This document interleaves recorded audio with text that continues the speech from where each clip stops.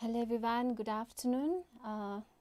हाम्रो एकाडेमीद्वारा यो जुन हाम्रो पास्ट क्वेसन्सहरूको डिस्कसन चलिरहेछ यसमा आज हाम्रो कर्पोरेट एन्ड अदर लज को पालो रहेको छ र म प्रतीक्षा देवकोटा उपस्थित भइसकेको छु। सबैजनालाई स्वागत छ हाम्रो यो लाइभ सेसनमा। के छ मेरो आवाज कतिको सुनिराख्नु भएको छ कि छैन के छ कमेन्ट गर्नु होला अनि बल्ल हामी सुरु गर्छौं। गुड आफ्टरनुन, हाई जे लेखेर पठाए पनि भयो। So just let me know that you are here so that we can proceed further.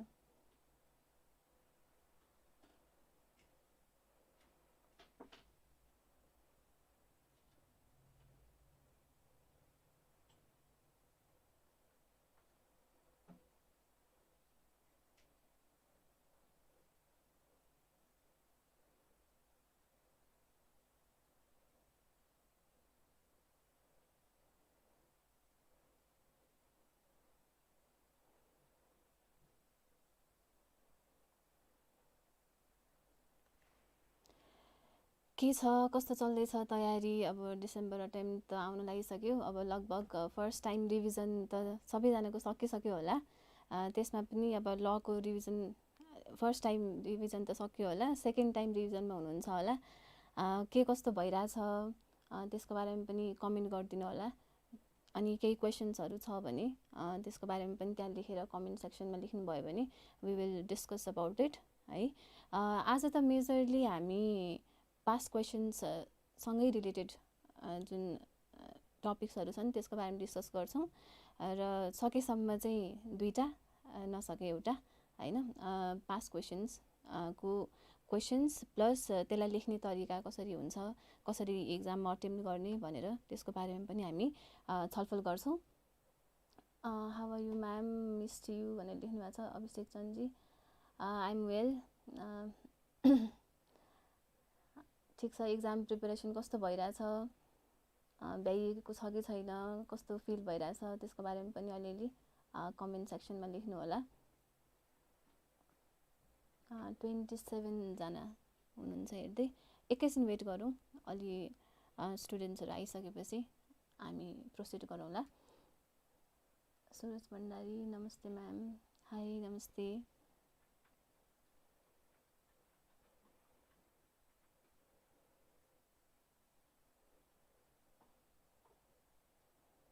जेवाईबी blogs, नमस्ते म्याम भन्नुभएको छ। हाई जेवाईबी, नमस्ते।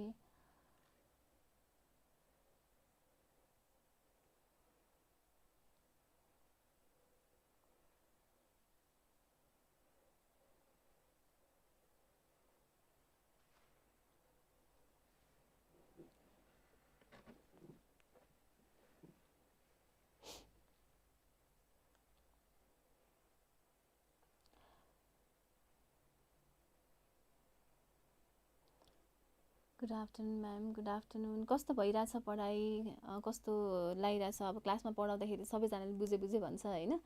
अब आज चाहिँ अब तिमीहरूले त्यो पढ्ने बेलामा के छ नबुझेकोहरू अथवा ल पढ्दाखेरि कतिको गाह्रो अप्ठ्यारो भयो, के प्रब्लम्स आइरहेछ क्वेसन सल्भ गर्ने बेलामा, त्यसको बारेमा पनि कमेन्टमा लेख्न सक्छौ। म हजुरको सब्सक्राइबर हो है भन्नुभएको छ। Thank you. म पनि तिम्रो सब्सक्राइबर हो जस्तो लाग्छ मलाई।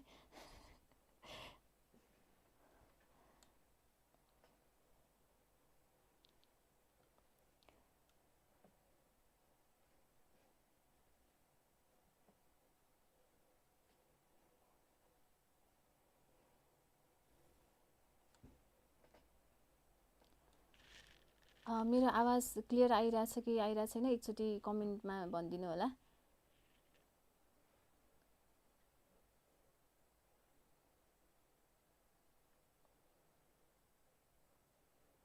सृष्टि, हाई म्याम। हेलो सृष्टि।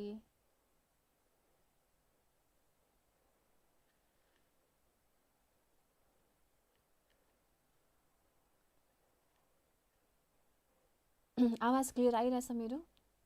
एकचोटि कमेन्ट गर्नु होला। ए आएको छ भने चाहिँ ल ठिक छ। हामी 38 जना भयौँ है। 38 जना छौँ। एकैछिन 1-2 मिनट अझै कुरौँ अनि त्यसपछि विल स्टार्ट द सेसन। कसैले आफ्नो एक्सपिरियन्स पनि लाइक कस्तो भइरहेछ ल पढ्दाखेरि भनेर लेख्यो भने अथवा के कुरामा डिफिकल्टी भइरहेछ भन्ने र थाहा पायो भने मैले त्यो डिस्कस गर्ने बेलामा अनि तिमीहरूलाई अलिकति सजिलो हुन्थ्यो। एकदम सुरिलो आएको छ अरे। ओके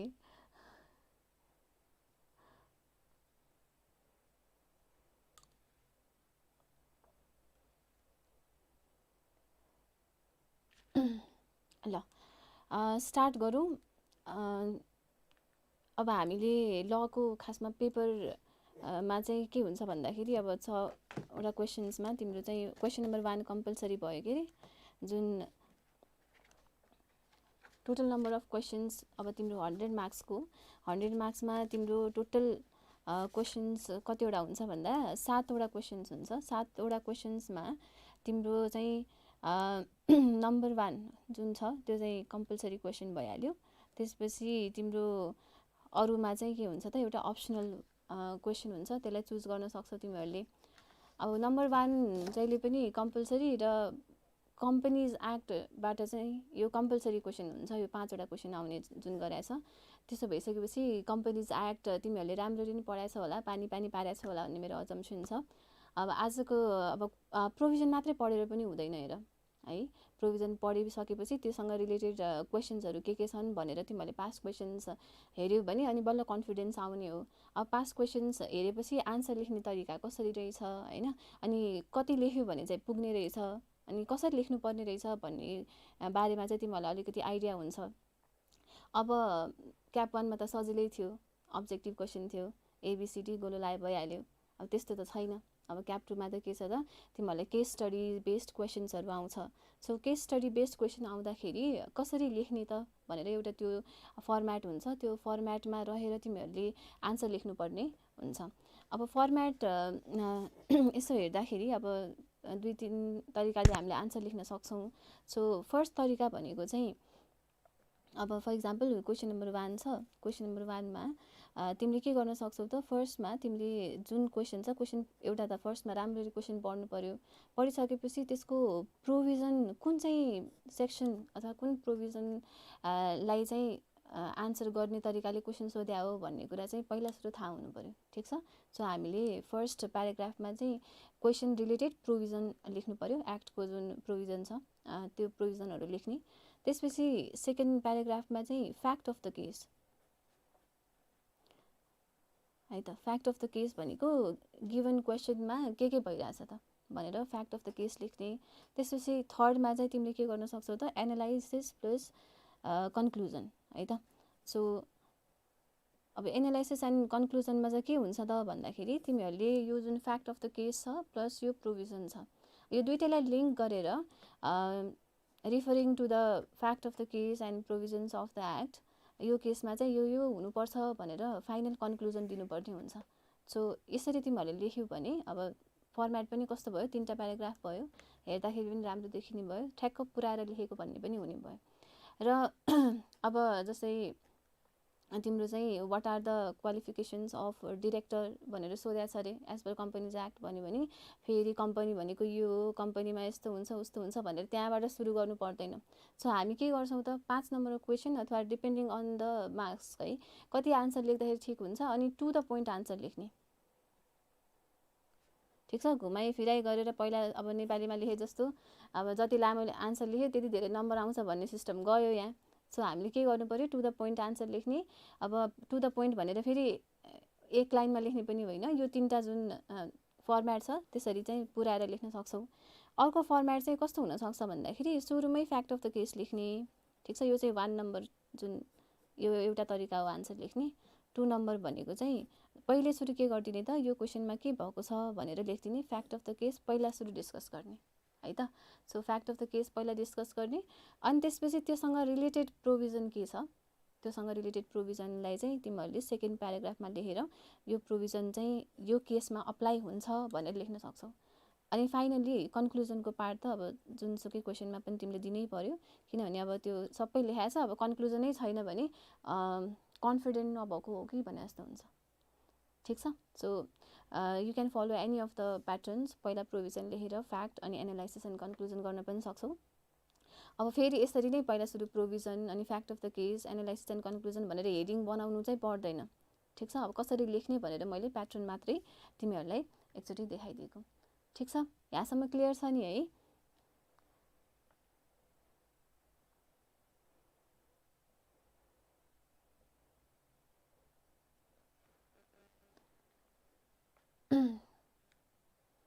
ल 41 जना हेरिराख्नु भएको रहेछ।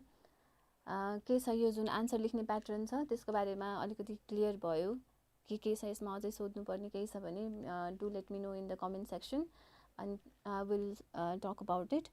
हामी चाहिँ आज जुन 2022 को क्वेसनबाट सुरु गरौँ।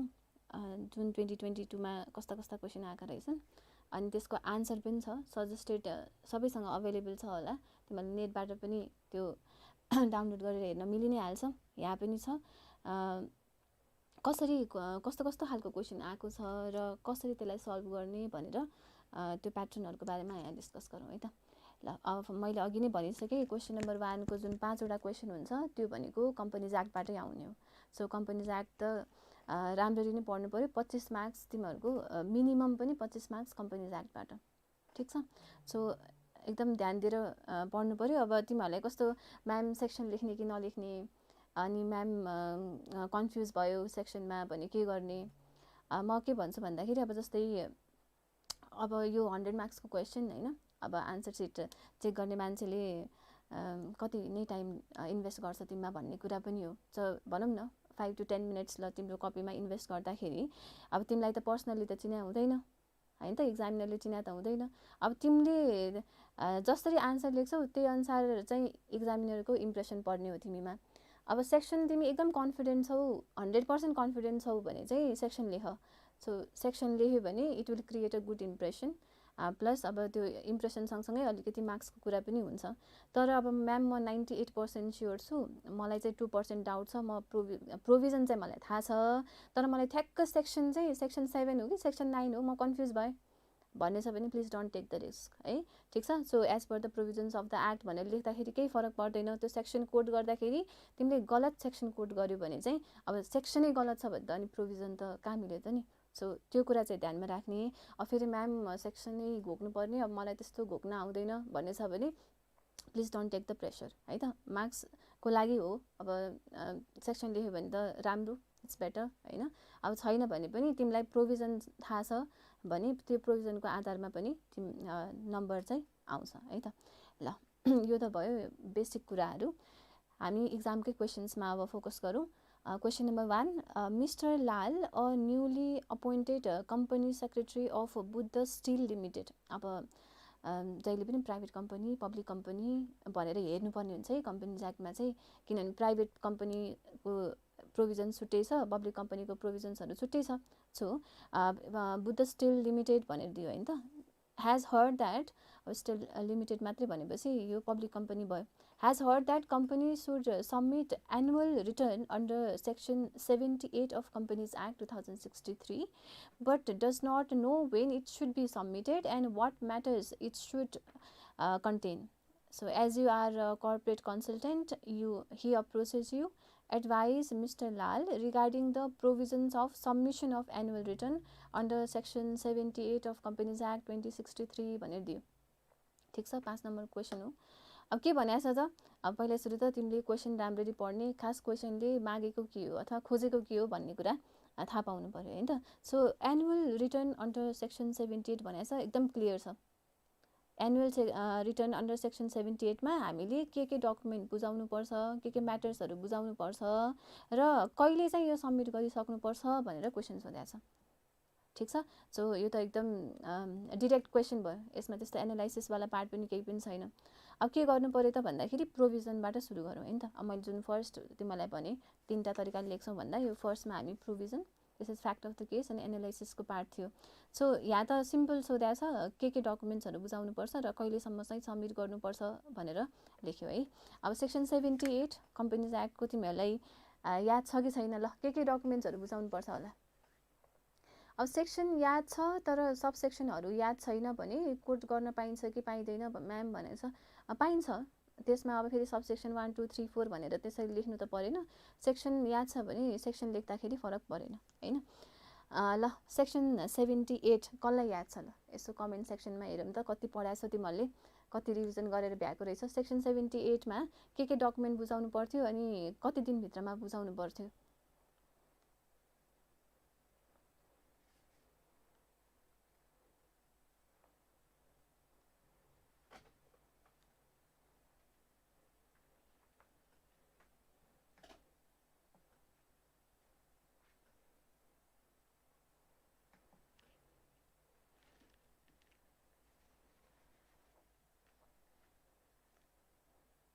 सेक्सन 78 र सेक्सन 51 है, अलिअलि उस्तै उस्तै जस्तो लाग्न सक्छ, नझुक्किने। सेक्सन 51 मा पनि डकुमेन्ट्सहरू बुझाउनु पर्ने हो, अनि सेक्सन 78 मा पनि डकुमेन्ट्सहरू बुझाउनु पर्ने हुन्छ। र सेक्सन 78 मा के डकुमेन्ट्स बुझाउनु पर्थ्यो र कहिलेसम्म बुझाउनु पर्थ्यो, र सेक्सन 51 मा चाहिँ कहिलेसम्म चाहिँ के डकुमेन्ट्सहरू बुझाउनु पर्थ्यो? ल कसैले कमेन्ट सेक्सनमा लेख त ल।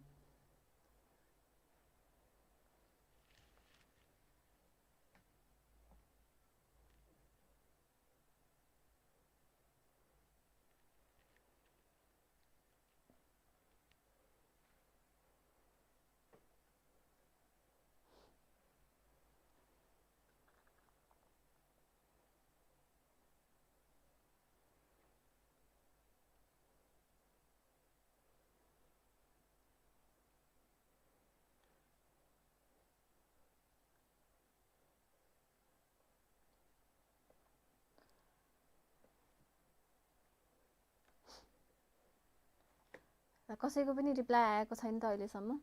के छ, सेक्सन 78 पढाएको छैन हो? कम्पनीज एक्टमा त तिमीहरूलाई सेक्सन सबै याद हुनुपर्ने।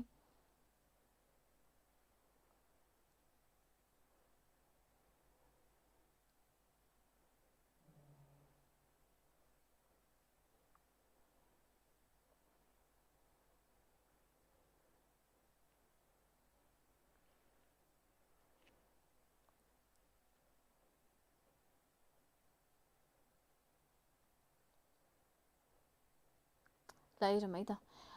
सेक्सन 78 मा तिम्रो के भनेछ भन्दाखेरि section 78 is applicable to public company. Section 51 जुन छ भनेको inventory of share holders loans जुन छ त्यो चाहिँ सेक्सन 51 हो। र सेक्सन 78 भनेको पनि अब तिम्रो चाहिँ डकुमेन्ट्सहरू सबमिट चाहिँ गर्नुपर्ने हो, तर that is applicable to public company. So according to section 78 of Companies Act, every public company shall prepare a report mentioning the following matters and submit it to the registrars of company. So OCR मा कहिलेसम्म बुझाइसक्नु पर्छ त भन्दा 21 days ahead of holding an AGM. Such report has to be approved by the board of directors and certified by the auditor of the company भनेर दिएको थियो। So section 78 मा चाहिँ तिम्रो चाहिँ 21 दिन एजिएम होल्ड हुनुभन्दा 21 दिन अगाडि यो फलोइङ डकुमेन्ट्सहरू फलोइङ म्याटर्सहरू चाहिँ के गर्नुपर्छ त ओसिआरमा लगेर सबमिट गरिसक्नुपर्ने हुन्छ। सेक्सन 51 मा चाहिँ के भनेको छ भन्दाखेरि चाहिँ 30 days prior to holding of AGM जति पनि सेयर होल्डर्सको लिस्ट छ लोन्सहरूको लिस्ट छ त्यो चाहिँ के छ त त्यो चाहिँ सबमिट गर्नुपर्छ अथवा त्यसको रेकर्ड मेन्टेन गर्नुपर्छ भनेर चाहिँ सेक्सन 51 मा लेखाएको छ। सेक्सन 78 मा चाहिँ 21 डेज हो, ठिक छ। अनि त्यसपछि सेक्सन 51 मा चाहिँ 30 days prior to holding of AGM, त्यो 30 डेजको कट अफ डेट हुन्छ।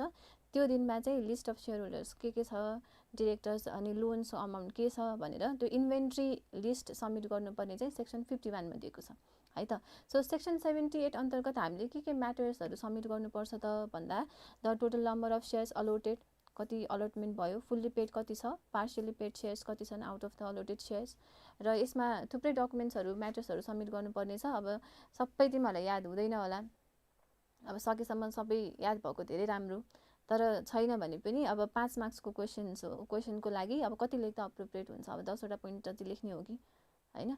अब तिमीहरूलाई 5-10 वटै याद छैन भने अब त्यतिखेर जतिवटा याद हुन्छ म्याक्सिमम त अब 10 आई विल सजेस्ट हैन 10 सम्म लेख, 10 भएन भने अब 7 वटा 8 वटा जतिवटा याद छ अब त्यो लेख्न पनि सक्छौ। अब यहाँ चाहिँ लिस्ट दिएको छ सेक्सन 78 अन्तर्गत, जस्तै अघिको कुरा भइहाल्यो सेयर्स अलोटेड कति छ, फुल्ली पेड कति हैन, अनि त्यो कुरा भयो फर्स्टमा। अर्को भनेको particulars of director, managing director अनि auditor, CEO, manager and amount of remuneration and allowances and facilities paid to them. अब त्यसको बारेमा पनि लेख्नु पर्यो, त्यो म्याटर्सहरु पनि इन्क्लुड गर्नु पर्यो। त्यसपछि के भनेको छ हेर त, name of corporate and individuals who subscribe 5% or more of the paid up capital of the company. So company मा तिम्रो चाहिँ कुनै individual अथवा कुनै पनि company, अर्को बढी corporate हुन सक्छ, who has hold more than 5% or more of the paid up capital, उनीहरुको details चाहियो, the details of the shares or debentures held in their name. So debenture holder होस् अथवा share holder होस् जसको चाहिँ 5% or more of the paid up capital छ, उसको बारेमा उसको details, share holding details पनि provide गर्नुपर्ने हुन्छ। अर्को के भनेको छ, the total proceeds of the sale of shares, particulars of the new share and debentures issued and raised by the company in the fiscal year concerned भनेको छ, त्यो financial year मा कति सेल प्रोसिड भयो, शेयर्स बेचेर कति पैसा आयो त, particulars of new shares, अब न्यू शेयर्स कब कुन क्लास अफ शेयर इस्यु भयो, डिभेन्चर हो भने कुन डिभेन्चर इस्यु भयो हैन, raised by the company in the fiscal year. अर्को चाहिँ के भनेको छ, कुनै पनि amount due and payable by the director or substantial shareholder or his or her close relative to the company. So company मा उनीहरुले पेमेन्ट गर्न बाँकी छ भने कति अमाउन्ट ड्यू छ त, payable by the directors or substantial shareholder, त्यसको बारेमा पनि डिटेल्स के गर्नुपर्ने हुन्छ, सेक्सन 78 अन्तर्गत तिम्रो OCR लाई डिटेल्स प्रोवाइड गर्नुपर्ने हुन्छ। The details of payment made or to be made against the sale of shares or for any other matters भनेर दिएको छ। सो पेमेन्ट कुन मोडबाट भयो हैन, क्याश भयो अथवा कन्सिडरेसन के थियो for the sale of shares त्यसको बारेमा। अर्को the amount of loan borrowed from bank and financial institutions and principal and interest amount due and payable भनेको छ, कतैबाट हामीले बोरो गरेको छौं पैसा भने फाइनान्शियल इन्स्टिट्युसन्सहरुबाट कति अमाउन्ट हो, इन्ट्रेस्ट कति पेएबल छ, प्रिन्सिपल अमाउन्ट कति पेएबल छ त्यसको बारेमा डिटेल्स। त्यसपछि द नम्बर अफ एक्सपेट्रिएट भनेको फरेन इम्प्लोइजहरु यदि इन्गेज छन् म्यानेजमेन्टमा भने त्यो फरेन इम्प्लोइजहरुको बारेमा डिटेल्स पनि प्रोवाइड गर्नुपर्ने हुन्छ। The number of foreign employees engage in the management of the company and other levels and remuneration and allowance and facilities paid to them है त। सो यो डिटेल्स भइहाल्यो। त्यसपछि where any agreement has been entered in between the company and foreign body or person on investment, management or technical services or other matters for a period of more than 1 year, particulars thereof and the particulars of the dividend, commission, fee, charge and royalty as well as such other agreements in the fiscal year concerned भनेको छ।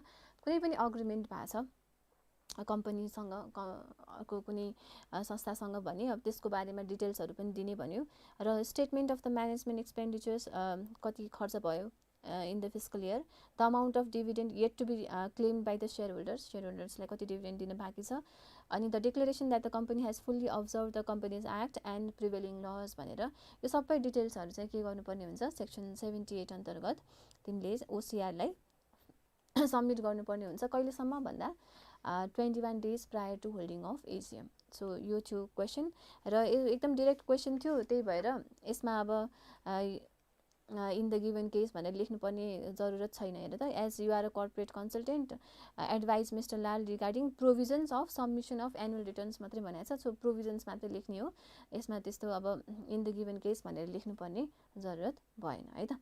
So पहिले लेख्न सक्छौ, बरु the provisions regarding the submission of annual returns are as follows भनेर लेख्दियो भने सकिहाल्छ है त। ल यो भयो क्वेशन नम्बर 1 को ए को आन्सर। के छ यसमा सोध्नु पर्ने?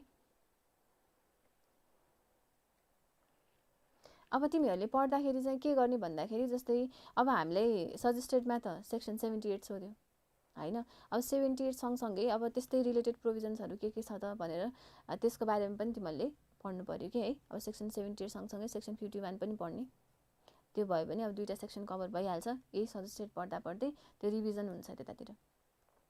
ल अर्को हेरौँ त। Sri Bank Limited has 3020 shareholders of which 10 are female shareholders भनेर दियो है त। ल टोटल shareholders 3020 मा तिम्रो चाहिँ 10 जना चाहिँ female shareholders छन्। Annual general meeting of the bank conducted on Chaitra 3 2078 has elected 6 directors। ठीक छ, 6 जना directors elect भए, all male members भनेर दिएको छ है त। And board of directors has appointed a male professional director। अब प्रोफेसनल डाइरेक्टर भनेको अब इन्डिपेन्डेन्ट डाइरेक्टर बुझ्ने।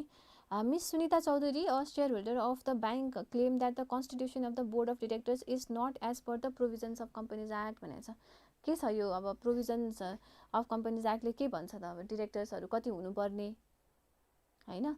अनि त्यसमा चाहिँ यहाँ 6 जना डिरेक्टर्स छन् भनेका छन्, सबै मेल डिरेक्टर्स छन् भनेको छ। सो के छ त यो provisions of the act fulfill भएको छ कि छैन यो क्वेसनमा? ल कसैले मलाई यसो आन्सर लेख त कमेन्टमा। खै कसैले पनि ल पढेकै छैन जस्तो लाग्यो मलाई, किनभने यहाँ कमेन्ट सेक्सनमा पनि कमेन्ट नै आन्सरै आएको छैन। ल यति मात्रै लेख्छु ल। फिमेल डिरेक्टर एकजना पनि छैन, सबैजना चाहिँ 6 जनैवटा चाहिँ 6वटै मेल डिरेक्टर्स छन्। यो provisions of the act fulfill भएको छ कि छैन? Yes or no? ल यस र नोमा चाहिँ मलाई आन्सर देऊ त।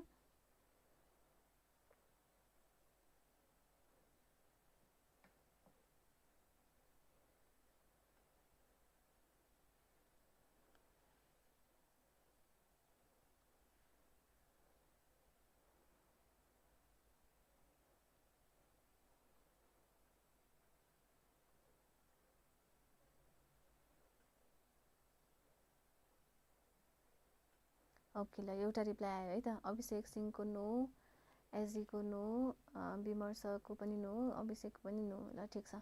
कतिजना हुनुपर्ने भन्नाले अब 6 जना डिरेक्टर्स भनेको छ। ल पब्लिक कम्पनी केसमा मिनिमम नम्बर अफ डिरेक्टर्स कति, म्याक्सिमम नम्बर अफ डिरेक्टर्स कति हुनुपर्ने? लेख त कमेन्ट सेक्सनमा। ल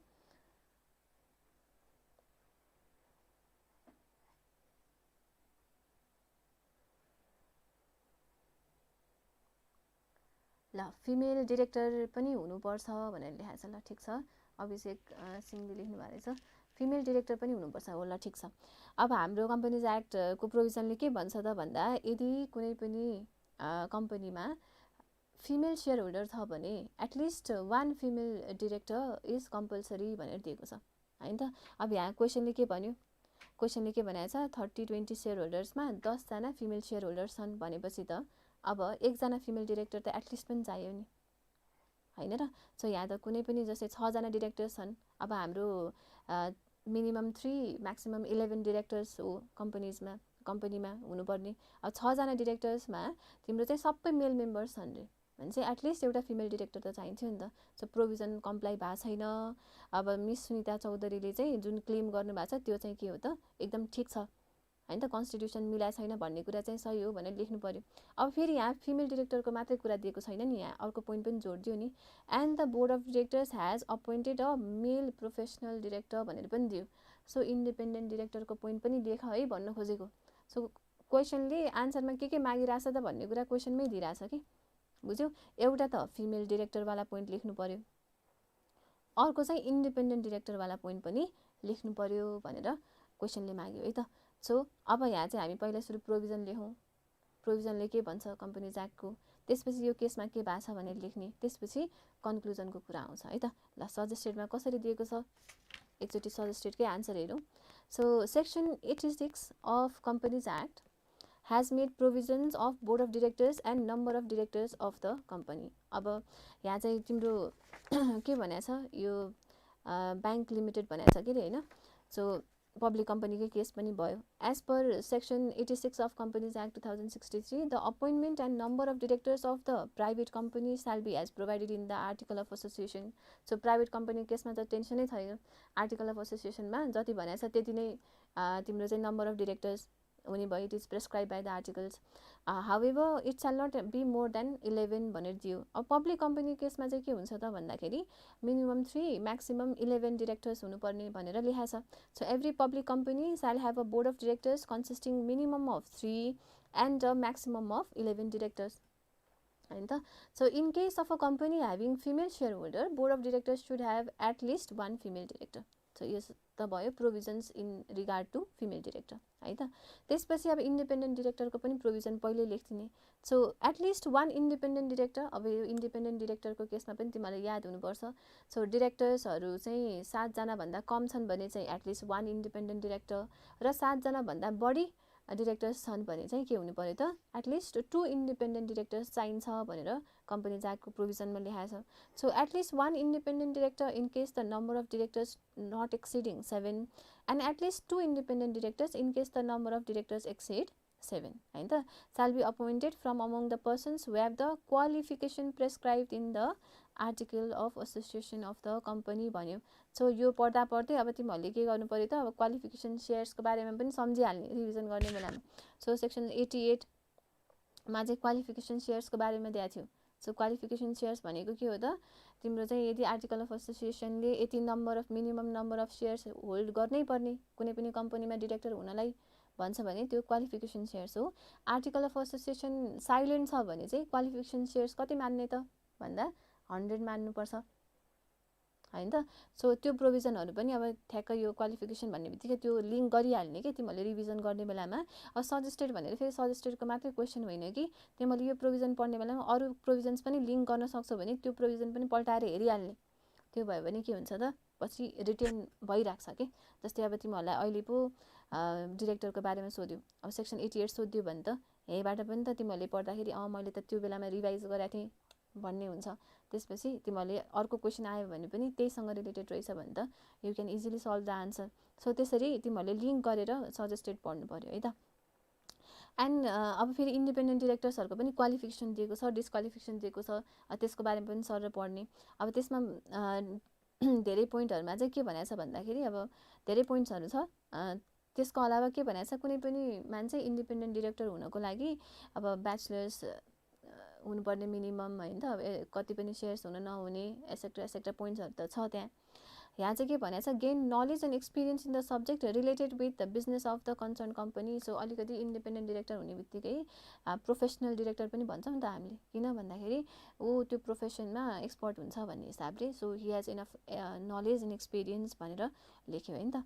any one director selected by directors from among themselves shall be the chairman of the board of directors. अब त्यो चेयरम्यान को हुने त भन्ने कुरा त बोर्ड अफ डिरेक्टर्सहरु मध्ये नै चुज गरेर एकजना डिरेक्टरलाई चेयरम्यान बनाउने हो। So in the given case अब यहाँ के भनेको छ the company does not have female director as required by the companies act. So we can conclude that the company had not complied the provisions of the companies act regarding appointment of female director as there is female shareholder in the company.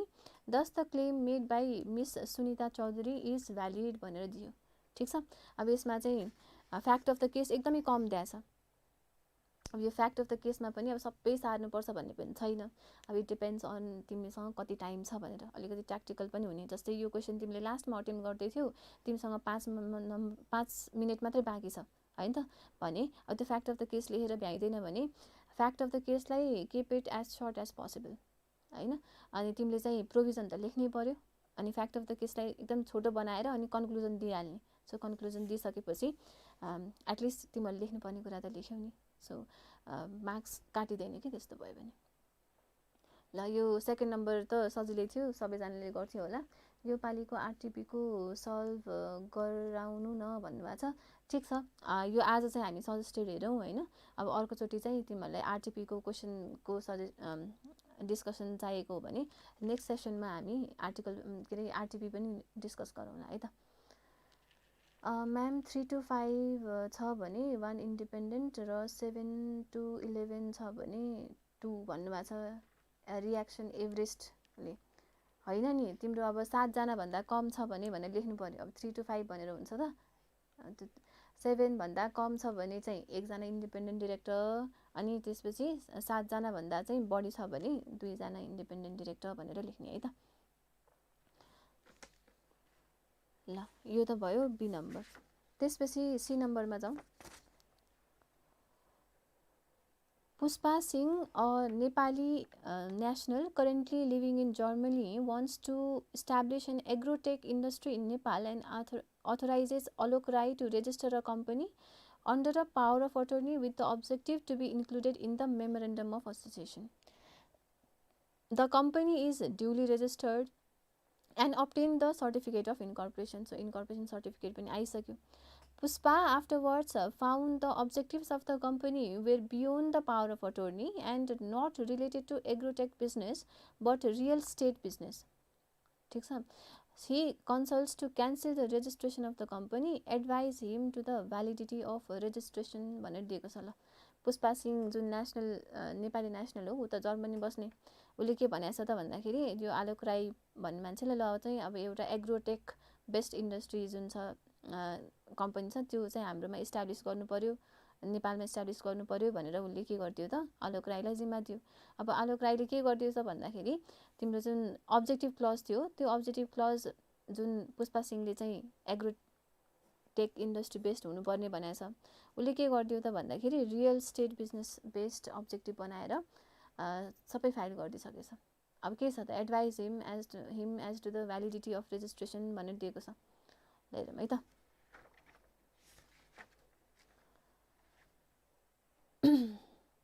अब इन्कर्पोरेसनको कुरा हो, हाम्रो section 5 मा दिएको छ। Companies act को section 5 मा रेजिस्ट्रेसन र इन्कर्पोरेसन अफ कम्पनीको बारेमा दिएको छ हैन त। So as per section 5 of companies act, where an application is made for the incorporation of the company pursuant to section 4, the office भनेको तिम्रो OCR shall make necessary inquiries, register such company within 7 days after the date of making the application, and grant the company registration certificate to the applicant in the format as prescribed भनेको छ। So यो तिमीहरूले process पढ्ने बेलामा, रेजिस्ट्रेसनको बेलामा, application दिने बेलामा के डकुमेन्ट्सहरू बुझाउनु पर्छ भनेर पढिसकेका छौ। सो एप्लिकेसन हामीले जब सबमिट गर्छौँ के डकुमेन्ट्स बुझाउनु पर्छ त्यो सबै लेख्नु परेन। यहाँ के दिएको छ त रेजिस्ट्रेसन चाहिँ भ्यालिड छ कि छैन भनेर मात्रै सोधेको छ नि त। सो त्यो सबै लेख्नु चाहिँ पर्दैन, तर त्यो चेक गरेर चाहिँ ओसिआरले कति दिनभित्रमा तिमीलाई रेजिस्ट्रेसन सर्टिफिकेट दिन्छ भन्ने कुरा त लेख्नु पऱ्यो नि। सो यहाँ लेखाएको छ द अफिस स्याल make after making necessary enquiries register such company within 7 days after the date of making the application and grant the company registration certificate. As per section 5(2), after a company has been registered pursuant to subsection 1, the company shall be deemed to be incorporated हैन त। अब तिम्रो सबै document दिएर त्यसै ओसिआरले पनि पारित गरेर ल ठिक छ भनेर आरसी दिइसकेपछि अब त कम्पनी त दर्ता भयो हैन त, इन्कर्पोरेट भयो नि। As per section 5(4) of Companies Act, after the incorporation of the company under this section, subject to this act, the matters contained in the memorandum of association and article of association shall be binding on the company and its shareholders as if they were the provisions contained in separate agreements भनेको छ। अब तिम्रो once तिम्रो कम्पनीको MOA AOA बनिसकेपछि त अब त्यो कम्पनी फर्म भएकै त्यो एमओए र एओए को प्रोभिजन्सहरू जे छ त्यही अब्जेक्टिभ क्लज हैन त, त्यही सिचुएसन क्लज, नेम क्लज सबै कुरा लेखा हुन्छ नि त एमओएमा। सो त्यो त के हुने भयो, it shall be binding on the company and its shareholders as if it were the provisions contained in the separate agreement between the company and every shareholder among its shareholders भन्यो। On purview of the above mention provision, the certificate is treated as a conclusive evidence of incorporation of the company and cancellation of registration of the company shall not be permitted। अब तिम्रो cancellation of registration हुनलाई त तिम्रो के हुनु पर्छ त, अब कम्पनी नै बन्द गर्ने प्रोसेसतिर जानु पर्यो नि। अब तिम्रो जुन पहिला अब्जेक्टिभ क्लज थियो त्यो अनुसारको अब्जेक्टिभ क्लज राख्दिएन, एमओए छुट्टै बनाइदियो भन्ने आधारमा चाहिँ अब रेजिस्ट्रेसन क्यान्सल गरिदियो भनेर चाहिँ डाइरेक्टली जानु मिलेन हैन। तर अब कम्पनी चाहिँ के छ त, म अपरेसनमा छैन अब म बन्द गर्छु भन्ने तरिकाले चाहिँ तिमीले डिजोल्युसन वाइन्डिङ अपको प्रोसेस त्यो छुट्टै हुन्छ। तर अब एमओए एओए क्लजमा चाहिँ एमओए र एओएमा चाहिँ मैले भनेको क्लजहरू राखिएन, छुट्टै भयो भनेर तिमीले चाहिँ भन्दैमा तिम्रो के हुने भयो त, रेजिस्ट्रेसन त्यसरी क्यान्सल गर्न मिल्दैन भनेर दियो। So therefore mister Pushpa can not make objection and the registration process being valid. अब सबै डकुमेन्ट बुझाएको छ हैन त, अब त्यो बेलामै चेक गर्नु पर्थ्यो नि त। अब उसले चेक गरेन त्यतिखेर। So being valid the certificate of incorporation can not be cancel on the ground that the objectives of the company were not in accordance with the power of attorney. बुझ्यौ नि, पावर अफ अटर्नी भनेको त हामी कसैलाई अख्तियारी दिन्छौँ नि, मेरो बिहाफमा यसले गएर काम गरिदिन्छ, उसले गरेको सबै कामहरू चाहिँ मैले गरे सरह नै हो भनेर हामीले पावर अफ अटर्नी साइन गरेर दिन्छौँ। सो उसले काम गरिसकेपछि त अब के हुने भयो त, उसको कामको लागि त लायबल हुनु पऱ्यो नि त आफू। सो उसले चाहिँ गलत काम गरिदियो अथवा उसले चाहिँ मेमोरेन्डममा चाहिँ मैले भनेअनुसारको अब्जेक्ट क्लज राखेन, त्यही भएर म चाहिँ रेजिस्ट्रेसन क्यान्सल गर्छु भनेर चाहिँ त्यसरी चाहिँ अप्लाई गर्न पाइँदैन भनेर लेख्यो है त। किन अरू सबै प्रोसेसहरू as per the provisions of the act follow भएरै भएको छ होइन। कम्पनी रेजिस्ट्रारको मान्छेले पनि सबै चेक गर्यो, ल ठिक छ भनेर रेजिस्ट्रेसन सर्टिफिकेट दिइसकेपछि त होइन मेरो अब्जेक्ट ल चाहिँ म्याच गरेन, मैले पावर अफ अटर्नी दिएको थिएँ, त्यो मान्छेले अर्कै काम गरिदियो भन्न त पाइएन नि त। ठिक छ, you should have looked into the matter ahead. So and therefore the provision of the law had not been complied with भनेर दिएको छ है त। यो क्वेसन चाहिँ क्वेसन नम्बर सी भयो। ठिक छ, यसमा केही कन्फ्युजन छ? अब्जेक्टिभ अमेन्डमेन्ट गर्न नि मिल्दैन अटर्नीले। यस्तो नि, अब तिम्रो अब्जेक्टिभ अमेन्डमेन्ट गर्ने भनेर अब तिम्रो चाहिँ के छ त, एमओए नै चेन्ज गर्ने भने अब सेक्सन 21 अन्तर्गत तिमीले मेमोरेन्डम अफ एसोसिएसनको अब्जेक्टिभ्सहरू अर्कोले चेन्ज गर्दैछ भने अब्जेक्सन दिन मिल्छ, चेन्ज नगर भनेर मिल्छ। तर यहाँ के भनेको छ भन्दाखेरि क्वेसनमा तिम्रो रेजिस्ट्रेसनै क्यान्सल गर्ने, कम्पनीको रेजिस्ट्रेसनै क्यान्सल गर्छु किन भन्दाखेरि अब्जेक्ट क्लज म्याच गरेन भनेर चाहिँ लेखाएको छ नि त। तिमीले अल्टर गर्न मिल्थ्यो, सो अल्टरेसनको लागि अप्लाई गरेर एडिसन गर्न चाहिँ मिल्ने, तर रेजिस्ट्रेसन अफ कम्पनी नै क्यान्सल गर भनेर चाहिँ अप्लाई गर्न मिलेन भनेर मात्रै भनेको हो कि क्वेसनमा। ठिक छ, अल्टरेसन गर्न मिल्छ। अब हामीलाई त क्वेसनले के सोधेको छ हेर न, क्वेसनले he consults to cancel the registration of the company अनि advise him as to the validity of registration भनेको छ। सो जुन रेजिस्ट्रेसन भयो त्यो रेजिस्ट्रेसन भ्यालिड थियो कि थिएन भनेर सोध्यो कि। भनेपछि त रेजिस्ट्रेसन त भ्यालिड थियो नि त, किन सबै डकुमेन्ट पुऱ्याएको छ, ओसिआरले पनि अग्री गरेको छ होइन त, अनि उसले आरसी दिइसकेको छ, सबै कुरा चेक गरेर त दियो नि। सो भ्यालिडिटी त तिम्रो भ्यालिड नै मानिन्छ रेजिस्ट्रेसन छ। अब क्यान्सल गर्नको लागि चाहिँ डाइरेक्ट क्यान्सलेसनको लागि अप्लाई गर्ने जस्ट बिकज अब्जेक्टिभ क्लज चाहिँ म्याच गरेन भनेर भन्न चाहिँ मिलेन भनेर लेख्नु पर्यो कि है त। यसमा केही क्वेसन छ भने र कतिजनाले सुनिरहेछ, 36-37 जना रहेछ ल। ठिक छ,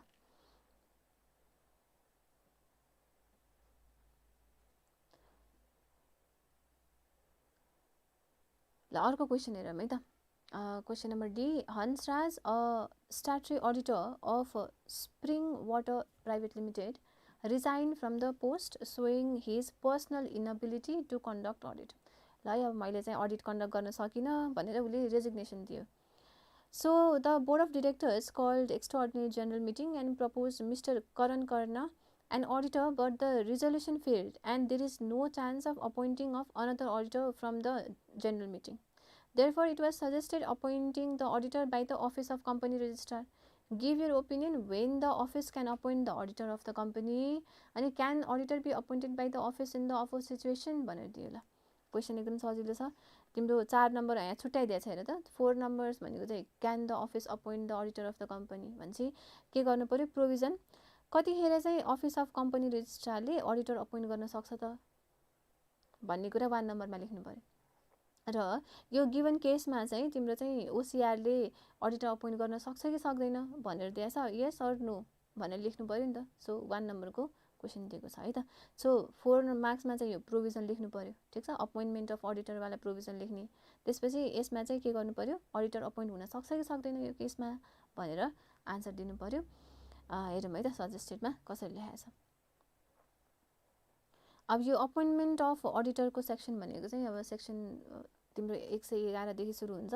सो 113 मा गयो भने चाहिँ तिम्रो चाहिँ कस्तो कस्तो केसमा तिम्रो अडिटर अपोइन्ट गर्ने, ओसिआरले अपोइन्ट गर्न सक्छ भनेर प्रोभिजन्सहरू दिएको छ। The Companies Act 2063 seeks to ensure that the appointment of an auditor should not be carried out by the Board of Directors. Board of Directors ले त अडिटर अपोइन्ट गर्न मिल्दैन। सो फर्स्ट अडिटर अपोइन्ट गर्ने भनेको चाहिँ प्रमोटरले भयो, त्यसपछि त सधैँ जेनरल मिटिङमा हो नि त अडिटर अपोइन्ट गर्ने। अनि अडिटर अपोइन्टमेन्टमा पनि तिम्रो अब रिअपोइन्टमेन्ट छ भने त्यो पनि एजिएमबाट पास हुनु पर्यो।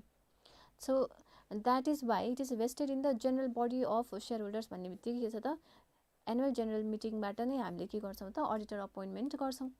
Section 113 provides that where the annual general meeting of the company fails to appoint an auditor for any reason. 1 number भनेको के रहेछ त, एजिएम त भयो तर एजिएमले कुनै पनि अडिटर अपोइन्ट गर्न सकेन भने केस नम्बर 1। ठिक छ, अर्को भनेको एजिएम नै हुन सकेन भने। So where the annual general meeting itself can not be held, यो चाहिँ 2 number point. or where the auditor appointed pursuant to this act ceases to continue his office to for any reason भनेको कुनै पनि कारणले उसले चाहिँ अब चाहिँ अडिटर भएर म काम गर्न सक्दिनँ है भन्ने छ भने हैन, चाहे उसको चाहिँ अब डिसेबिलिटी होस् अथवा उसको डेथ होस्, इन्सेन्ट भयो, फर वाट एभर रिजन्स हैन, if he ceases to hold the office, त्यस्तो केसमा the office of company registrar, ठिक छ, ओसिआरले के गरिदिन सक्छ त, at the request of board of directors, फेरि ओसिआरलाई त आफै त थाहा हुँदैन त्यो कम्पनीमा चाहिँ अडिटर छैन भन्ने कुरा त थाहा हुँदैन, सो बोर्ड अफ डिरेक्टर्सले के गर्ने हो त, रिक्वेस्ट गर्ने ओसिआरजी ल है अब हामीले सकेनौँ हैन त, एजिएम पनि भएन अथवा भएको एजिएममा पनि कन्डक्ट त भयो तर अडिटर हामीले अपोइन्ट गर्न सकेनौँ, लौ न हजुर तपाईँले अडिटर अपोइन्ट गरिदिनु पर्यो भनेर बोर्ड अफ डिरेक्टर्सले हामीले रिक्वेस्ट गरिसकेपछि के हुन्छ त, बोर्ड अफ डिरेक्टर्सले ओसिआरलाई गएर रिक्वेस्ट गरिसकेपछि के गरिदिन्छ त, the OCR can appoint another director, ठिक छ. Therefore, the casual vacancy of auditor is fulfilled by office of company registrar, whether the auditor is vacant by reason of resignation or any other cases. So, job position vacant हुन्छ नि त्यो बेलामा चाहिँ ओसिआरले नै के गरिदिन्छ त, अपोइन्ट गरिदिन्छ अडिटर, तर रिक्वेस्ट चाहिँ कसले गर्नु पर्यो, फेरि बोर्ड अफ डिरेक्टर्सले, ठिक छ. बोर्ड अफ डिरेक्टर्स आफैले चाहिँ अडिटर अपोइन्ट गर्न मिल्छ भन्दा मिल्दैन, ठिक छ. So in the given situation where the company's annual general meeting fails to appoint an auditor, the office may appoint another auditor under section 113 of the act भनेर दियो, ठिक छ. यसमा के अब अफिसले चाहिँ अडिटर अपोइन्ट गर्न सक्छ कि सक्दैन भन्दा, yes the office may appoint the auditor under section 113 of the act भनेर दिएको.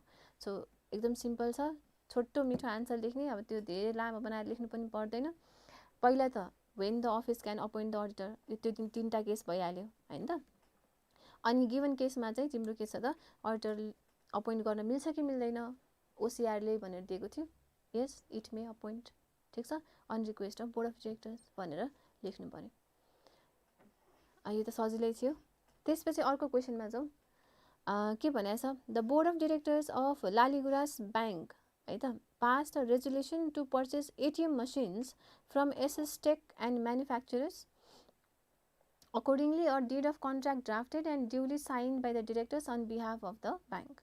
Some of the shareholders of the bank questioned the validity of the contract as 3 out of 5 directors were disqualified at the time of agreement. Give your opinion as to the effect of disqualification to the validity of contract भनेर दियो. हेर त के भएछ भन्दाखेरि contract गरेछन्, के contract गरेछन् त भन्दा एटिएम मेसिन इन्स्टल गर्ने भनेर एसएस टेक एन्ड म्यानुफ्याक्चर्स लिमिटेडसँग board of directors of Laligurans ब्याङ्कले कन्ट्र्याक्ट गरे, ठिक छ. ट्रान्जेक्सन त भयो नि. So there is a contract between Laligurans Bank अनि त्यसपछि एसएस टेक एन्ड म्यानुफ्याक्चरर्स. अब के भनेको छ क्वेसनले भन्दाखेरि यो सबै जति पनि डिरेक्टर्स थिए त्यो डिरेक्टर्समा तिम्रो 5 डिरेक्टर्स त के रहेछन् त, disqualified at the time of agreement भनेको they are not eligible to be directors. अब यो जुन कन्ट्र्याक्ट भयो between SS Tech Manufacturers and Laligurans Bank, त्यो जुन कन्ट्र्याक्ट छ त्यो कन्ट्र्याक्ट भ्यालिड हो कि इन्भ्यालिड हो भनेर क्वेसनले सोधेको छ. ल भन त भ्यालिड होला कि इन्भ्यालिड होला, एउटा वर्ड आन्सर दियो मलाई, भ्यालिड हुन्छ कि इन्भ्यालिड.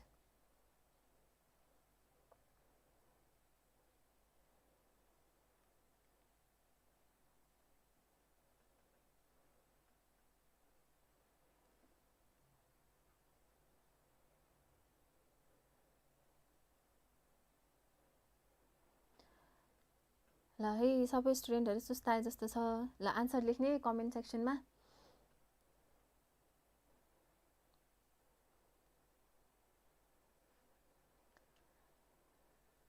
जुन कन्ट्र्याक्ट छ यो क्वेसनमा, कन्ट्र्याक्ट जुन एटिएम मेसिन इन्स्टल गर्ने पर्चेस गर्ने भनेर जुन रेजोल्युसन पास भयो त्यो कन्ट्र्याक्ट भ्यालिड हुन्छ कि इन्भ्यालिड हुन्छ होला. ल भ्यालिड हुन्छ.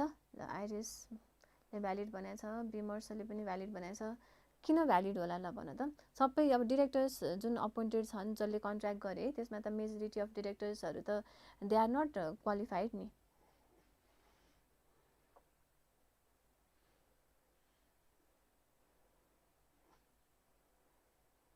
यस्तै एउटा क्वेसन तिम्रो आई क्यान एक्टमा पनि दिएको थियो होला है. आई क्यान एक्टमा पनि यस्तै खालको क्वेसन छ. डिस्क्वालिफाइड भए पनि पास्ट ट्रान्जेक्सन्सहरू सबै भ्यालिड हुन्छ. हो ल ठिक छ. सो डिस्क्वालिफाइड छन् डिरेक्टर्सहरू भने पनि उनीहरूले गरेको काम त उनीहरूले त गरेकै हो नि त।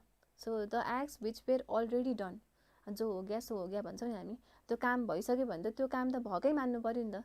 चाहे त्यो क्वालिफाइड डिरेक्टर्सले गरेको होस् अथवा डिसक्वालिफाइड डिरेक्टर्सले गरेको होस्, काम त भयो नि। सो त्यो कामलाई त के मान्नु पऱ्यो त, भ्यालिड मान्नु पऱ्यो कि। यदि काम नै इनभ्यालिड मान्ने हो भने त के हुने भयो त, काम इनभ्यालिड मान्यो भने त उनीहरूले अब गलत काम गराइरहेछन् भने पनि उनीहरूलाई लायबल गर्न मिलेन। के भनिदिन्छन् त, हामी त डिसक्वालिफाइड थियौँ, त अब तपाईँहरूले त्यो एक्ट गराउने बेलामा हामीले काम गऱ्यौँ तर हामी डिसक्वालिफाइड थियौँ भने त त्यो काम त हामीले गर्नै मिल्थेन होइन, काम गर्नै मिल्थेन, हामीले गऱ्यौँ त्यसको लागि हामी लायबल हुँदैनौँ भन्न पाउँदैन नि त। सो त्यो कामको भ्यालिडिटी चाहिँ के हुन्छ त, रहिरहेको छ। Though they were disqualified at the time of appointment, ठिक छ, उसले अपोइन्ट भएर काम गरिसकेपछि त्यो जुन काम छ त्यो कामलाई त भ्यालिड मान्नु पऱ्यो नि त। भ्यालिड माने पो सही काम गरे पनि ल ठिक छ भन्ने, गलत काम गरेछ भने उसलाई पनि लायबल गर्न पाइयो। अब काम नै इनभ्यालिड छ भन्यो भने त उसलाई पनि लायबल गर्न पाएन नि त। सो त्यो हिसाबले के चाहिँ बुझ्नु पऱ्यो भन्दा सेक्सन 106 लेखाएको छ है त। हो ल ठिक छ, सेक्सन 106 मा के भनेको छ त भन्दा, तिम्रो पहिला त डिरेक्टर्स डिस्क्वालिफिकेसनको कुरा हेरौँ। सेक्सन 89 मा लेखाएको छ various circumstances when the directors will be disqualified होइन त। So company being a legal person, its business and affairs are carried on by the directors who are considered as representatives of the shareholders भनेको छ। So board of directors भनेको त को हो त, कम्पनीको बिहाफमा काम गर्ने सेयरहोल्डर्सहरूको रिप्रेजेन्टेटिभ भएर काम गर्ने मान्छेहरू। सो उनीहरूले गरेको काम के हुन्छ त, अब के ठिक हुन्छ त, बोर्ड अफ डिरेक्टर्सले के गर्छ त, कम्पनीको लागि जे ठिक हुन्छ त्यही काम गर्ने हो। So section 89 of the Companies Act has listed various circumstances where a person becomes disqualified to be a director. So अब सेक्सन 89 भन्ने बित्तिकै सम्झिने, अब फेरि डिरेक्टर हुँदाखेरि directors to be a director, अब डिरेक्टरमा डिस्क्वालिफाई हुने केसेसहरू के थियो त्यहाँ थियो है, 10-12वटा पोइन्ट, त्यो पनि तिमीहरूले के गर्नु पऱ्यो, सर रिभाइज गर्नु पऱ्यो है। So in general, the act done by disqualified board of directors cannot get validity and binding to the company. अब खासमा त डिस्क्वालिफाइड छ भने उसले त कामै गर्न नपाउने हो नि त। तर फेरि सेक्सन 106 ले के भनिदियो त भन्दा, पहिला चाहिँ अपोइन्टमेन्ट भइहाल्यो अनि पछि बल्ल गएर थाहा पाइयो कि ओहो अपोइन्टमेन्ट गर्ने बेलामा त गल्ती पो भए रहेछ त, अथवा डिस्क्वालिफाइड पो रहेछ नि त भनेर थाहा पाइयो भने अब के गर्ने त भन्दा, के भनेको छ भने the acts which have already been done होइन त, so they shall be rendered as valid भनेर दिएको छ कि, ठिक छ। So section 106 of the companies act provides that if it is afterwards discovered that any provision under this act has not been complied with in respect to the appointment of any director. So appointment गर्ने बेलामा तिम्रो सबै procedure follow नभइकन appointment भएको रहेछ भने acts already done, मैले भने जो हो गया सो हो गया, काम त भइसक्यो नि, अब त्यो काम भएको कुरा त भएकै हो नि, त्यो भएकै मान्नु पर्यो। So the acts already done by him before the discovery of such fact स्याल नट बी रेन्डर्ड इनभ्यालिड भनेपछि भ्यालिडै मान्नु पर्यो by that fact. Therefore, the resolution passed by the directors, though disqualified, and contract with SS Tech is also valid and binding भनेर दियो कि, ठिक छ। So यो चाहिँ कन्ट्र्याक्ट चाहिँ के हुन्छ त, बाइन्डिङ हुन्छ भनेर कम्पनीज एक्टमा लेख्यो ल, ठिक छ। यो त भयो क्वेसन नम्बर 1। क्वेसन नम्बर 1 सबै कम्पनीज एक्टबाटै 5वटा क्वेसन थियो, हामीले सल्भ गर्यौँ। प्याटर्न त्यस्तै नै छ।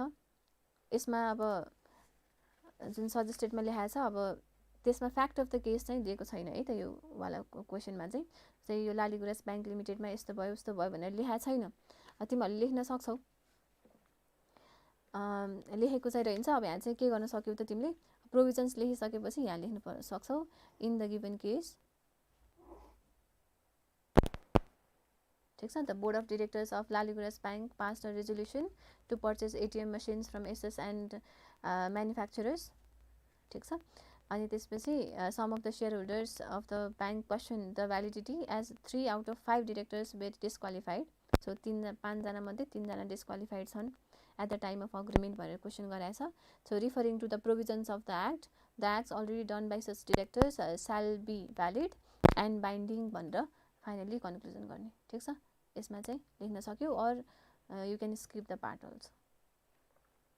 ल यो त भयो क्वेसन नम्बर 1। हामी 25 नम्बर को चाहिँ डिस्कस गरेर भ्याइसक्यौँ।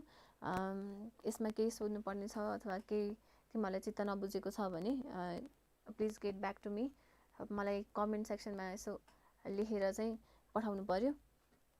केही क्वेसन्सहरू छ भने पनि यु क्यान आस्क मी है।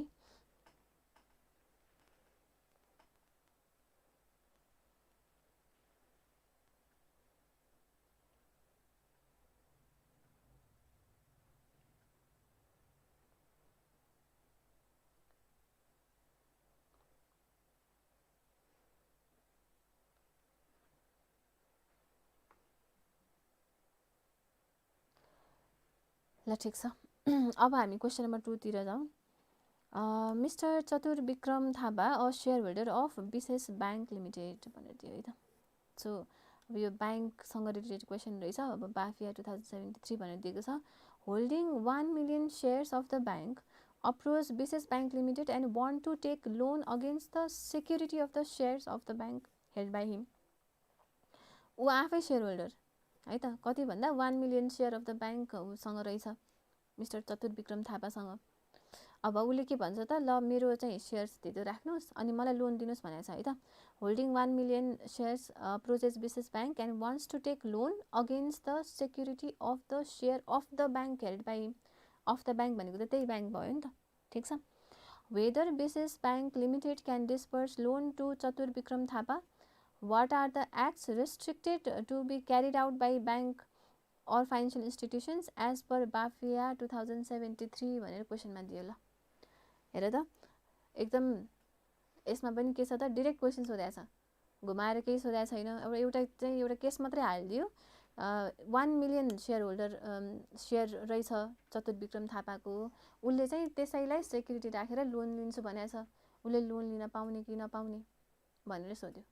अनि what are the acts restricted भनेर दियो नि त। सो अब यो त what are the acts restricted भनेर त यो त डिरेक्ट क्वेसन भयो। अब त्यो acts restricted to be carried out by bank and financial institution कुन चाहिँ सेक्सन होला यो? ल बाफियाको कुन चाहिँ सेक्सन हो? सेक्सन कोड गरिदियो त कसैले। अथवा विशेष ब्याङ्क लिमिटेडले चाहिँ चतुर विक्रम थापालाई लोन दिन मिल्छ कि मिल्दैन? यस अर नोमा आन्सर दिने मलाई। ल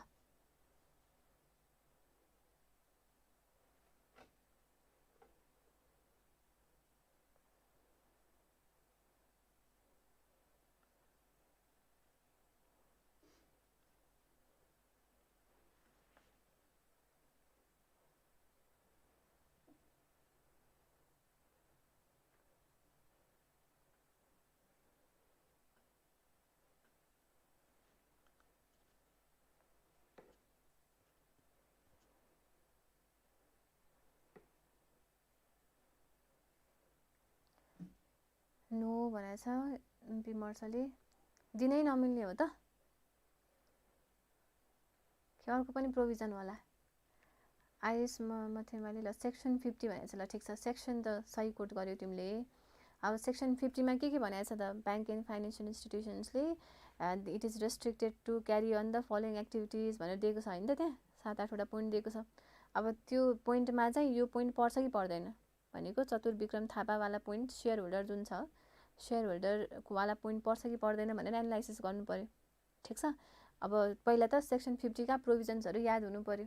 सेक्सन 50 मा के भनेको छ त एकचोटि हेरौँ है त। ल section 50 of the bank financial institution makes provisions regarding acts not to be carried out by bank and financial institutions. यो काम चाहिँ गर्न पाइँदैन है ब्याङ्क एन्ड फाइनेन्सियल इन्स्टिट्युसनले भनेर लेख्दैछ सेक्सन 50 मा। सो के काम गर्न पाइँदैन त भन्दा, to purchase and sell goods for commercial purpose, purchase immovable property, to construct building except those that are necessary for its own use. एउटा त त्यो भइहाल्यो होइन, कुनै पनि कमर्सियल पर्पजको लागि तिम्रो इमुभेबल प्रपर्टी अथवा बिल्डिङ कन्स्ट्रक्ट गर्न पाइएन unless it is for its own use. अनि अर्को के भनेको छ हेर त, to disburse credit against security of one's own shares. आफ्नै सेयर के छ त धितो राखेर अनि लोन दिन मिल्दैन भनेको छ कि। सो कुनै पनि सेयर होल्डर छ, उसले चाहिँ त्यही ब्याङ्कको लोन राखे, उसको त्यहाँ ब्याङ्कमा ऊ सेयर होल्डर पनि छ अरे। अनि त्यसपछि त्यही सेयर चाहिँ उसले धितो राखेर प्लेस गरेर चाहिँ म लोन लिन्छु है भनेको छ भने दिन पाइँदैन भन्यो है त बी नम्बर पोइन्टमा। त्यसो भए त म्याम अनि सबैजनाले सेयर होल्डर हुन्छन्, मैले चाहिँ एकै किता सेयर होल्ड गराएको छु रे, मलाई चाहिँ ब्याङ्कबाट लोन चाहियो, म सेयर होल्डर भएँ त अब मैले लोन लिन नपाउने, त्यस्तो प्रोभिजन चाहिँ भने होइन। सीमा हेरौँ त, to provide any type of credit facility to कसलाई दिन पाइँदैन त भन्दा डिरेक्टर्सलाई कुनै पनि क्रेडिट फेसिलिटी दिन पाइएन भनेको लोन दिन पाइएन। Person having subscribe 1% or more than that of paid of capital, अब हेर्नु पऱ्यो है त, हामी त सेयर होल्डर हो नि त, यो जुन चतुर्विक्रम थापा भन्ने छ ऊ सेयर होल्डर अफ विशेष ब्याङ्क लिमिटेड हो। उसले कति सेयर होल्ड गरेको छ भनेको छ 1 मिलियन। अब ब्याङ्कको टोटल पेड अफ क्यापिटल दिएको छ क्वेसनमा, एकचोटि हेर त, दिएको छैन है। उसले चाहिँ ऊ चाहिँ सेयर होल्डर हो भनेर मात्र दियो, यति टोटल सेयर यति हो कम्पनी के अरे ब्याङ्कको, त्यसपछि उसले 1 मिलियन सेयर होल्ड गराएको छ भनेर त क्वेसनमा कहीँ पनि दिएको छैन। सो अब यो त एउटा यो प्रोभिजन भयो, प्रोभिजन त लेख्नु परिहाल्यो। अब यो प्रोभिजनले हिट गर्छ कि गर्दैन यो क्वेसनलाई भनेर पनि keep that in your mind है त। एउटा त person having subscribe 1% or more than that of paid of capital छ भने उसलाई क्रेडिट फेसिलिटी दिन पाइएन। कुनै पनि ब्याङ्कको सिइओलाई or a member of family of such person, अब यहाँको कुनै उनीहरूको फ्यामिली मेम्बर छ भने पनि उसलाई क्रेडिट फेसिलिटी दिनु पाइएन। or the firm, company or organization having significant ownership or financial interest in any person, firm, company or organization having authority to nominate or appoint directors or managing agent भनेको छ। यो चाहिँ जसको चाहिँ control हुन्छ अथवा उसले चाहिँ के गर्न सक्छ, डिसिजन मेकिङ एबिलिटी चाहिँ राख्न सक्छ भने उनीहरूलाई पनि लोन दिन पाइएन भनेर लेखेको हो। चाहे उनीहरूको आफै डिरेक्टर्स हुन् अथवा person subscribing 1% or more than 1% of the paid of capital हुन्, सिइओ होस् अथवा उनीहरूकै फ्यामिली मेम्बर होस् अथवा उनीहरूको कुनै इन्ट्रेस्ट भएको कम्पनी अथवा कुनै पनि पर्सन हो भने उसलाई पनि के गर्न पाइएन त, क्रेडिट फेसिलिटी दिन पाइएन हैन त। सो यो सी नम्बर पोइन्ट पनि हाम्रो लागि रेलेभेन्ट होला जस्तो छ। त्यसपछि अरू के पोइन्ट छ, अब हुनलाई चाहिँ यहाँ 10 वटा पोइन्ट छ। यो सबै what are the acts to be restricted by bank and financial institutions भनेर लेख्नुपर्ने कुराहरू हो। अब तिमीहरूलाई सबै याद भयो भने एकदम राम्रो, छैन भने पनि तिमीहरूले जुन मेन पोइन्ट हो, जस्तै केस स्टडीमा त तिम्रो सेयर होल्डरसँग रिलेटेड छ नि त भनेपछि त्योवाला पोइन्ट चाहिँ तिमीहरूले के गर्नु भएन, यो सेक्सन लेख्दाखेरि यो छुटाउनु भएन है त, अरू छुटाए पनि यो दुईवटा पोइन्ट छुटाउनु भएन, बी र सी। त्यसपछि to provide any type of credit facility exceeding per customer limit prescribe by the Rastra Bank from capital fund to single customer. अब यो सिङ्गल अप्लाइजर लिमिट भन्ने हुन्छ, यति पर्सेन्टभन्दा बढी दिन नपाउने एउटा सिङ्गल कस्टमरलाई अथवा कम्पनीलाई भनेर लेखेको हुन्छ, त्यो लिमिट क्रस गर्नु भएन। र अर्को के भनेको छ, to provide any type of credit to any person, firm, company on the guarantee of promoters, directors or CEO. अघि चाहिँ डिरेक्टर्स, सिइओ होइन अथवा person with substantial share holding 1% or more छ भने उनीहरूलाई चाहिँ क्रेडिट दिन पाइएन भन्यो। अर्को भनेको उनीहरूको ग्यारेन्टीमा पनि अर्को मान्छेलाई के गर्न पाइएन त, लोन दिन पाइएन, क्रेडिट फेसिलिटी दिन पाइएन भनेर देखाएको छ। अर्को to make investment in securities of the bank of class A, B and C classified by Rastra Bank, अरूमा इन्भेस्टमेन्ट गर्न पाइएन। To invest the amount more than the limit prescribe by Rastra Bank in share capital of other institutions, यो जुन limit prescribe गरिरहेको छ त्योभन्दा बढी उसले इन्भेस्टमेन्ट गर्न पाएन। To create any type of monopoly or any other type of restrictive practices in banking and financial transactions in collision with bank and financial institutions, अरू bank and financial institutionsहरूसँग मिलेर त्यो मोनोपोली क्रिएट गर्न पनि पाइँदैन भनेको छ। So to commit in any act to create an artificial hurdle in competitive environment in fiscal financial sector with an intention to get undue advantage भनेको छ। सो आफैलाई मात्रै फाइदा हुने तरिकाले हैन त के गर्दिने, अब यो मोनोपोली क्रिएट गरिदिने अथवा सर्टेन स्ट्राटेजी ल्याइदिने जसले गर्दा चाहिँ कम्पिटिटिभ मार्केट नभइकन के होस् त, त्यसमा डिस्ट्रप्सन होस् भन्ने इन्टेन्सनले त्यस्ता कुनै पनि काम पनि गर्न पाइँदैन भनेर लेख्यो। अर्को to carry out any other functions which are prescribe by Rastra Bank as the functions not to be carried out by bank and financial institution भनेको छ। सो राष्ट्र ब्याङ्कले अरू कुनै एक्टहरू पनि गर्न पाउँदैन है, ब्याङ्क एन्ड फाइनेन्सियल इन्स्टिट्युसनले भनेको छ भने त्यो एक्टहरू पनि गर्न पाइएन। सो यहाँ चाहिँ अब तिमीले यो त लेख्यौ प्रोभिजन, सेक्सन 50 का पोइन्ट्सहरू लेख्यो होइन त, 10 वटा पोइन्ट छन्। सो यसपछि अब के गर्नु पऱ्यो, अब तिम्रो केस कुन छ त्यसमा आउनु पऱ्यो है त। On the basis of above mention provision if total holding of Chaturbikram that is 1 million is 1% or more than that of the paid of capital. अब हामीलाई पेड अफ क्यापिटल कति हो भन्ने थाहा छैन नि त, दिएकै छैन क्वेसनमा। अब के भन्नु पऱ्यो, यदि पेड अफ क्यापिटलको 1% भन्दा बढी रहेछ भने 1% अथवा त्योभन्दा बढी छ भने चाहिँ विशेष ब्याङ्क लिमिटेडले चाहिँ चतुर्विक्रमलाई चाहिँ लोन दिनु भएन भन्नु पऱ्यो। त्योभन्दा कम छ भने चाहिँ अब क्रेडिट फेसिलिटी दिन सक्छ भनेर लेख्नु पर्यो। सो यो पोइन्टमा त्यस्तो कुनै पनि share holding total paid of capital नदिएको कारणले अब त्यसरी लेख्नु पर्यो है त तिमीहरूले। अब यो प्रोभिजन लेख्ने, प्रोभिजन लेखिसकेपछि अब केसमा चाहिँ अब सबै इन द अबभ केस भनेर लेखाएको छैन, यो इन द अबभ केस भनेर डाइरेक्ट के गरिदियो त कन्क्लुजन दिएको छ है त। अब 5 नम्बरको क्वेसन हो, कति लामो लेख्छौ भन्ने पनि हुन्छ। सो प्रोभिजन्ससँगै रिलेटेड चाहिँ main what are the acts restricted to be carried out भन्ने चाहिँ तिम्रो मेन क्वेसन भयो। सो यसको वेटेज बढी छ। अब whether Bishesh bank limited can disperse loan to him or not भन्ने कुरा चाहिँ कन्क्लुजनमा लेखिदिनु पर्यो। अब on the basis of above mention provisions share holding 1% or more छ भने चाहिँ दिन मिलेन भनेर लेख्नु पर्यो है त। सो यसको सोल्युसन चाहिँ यसरी दिएको छ। यसमा केही कन्फ्युजन छ?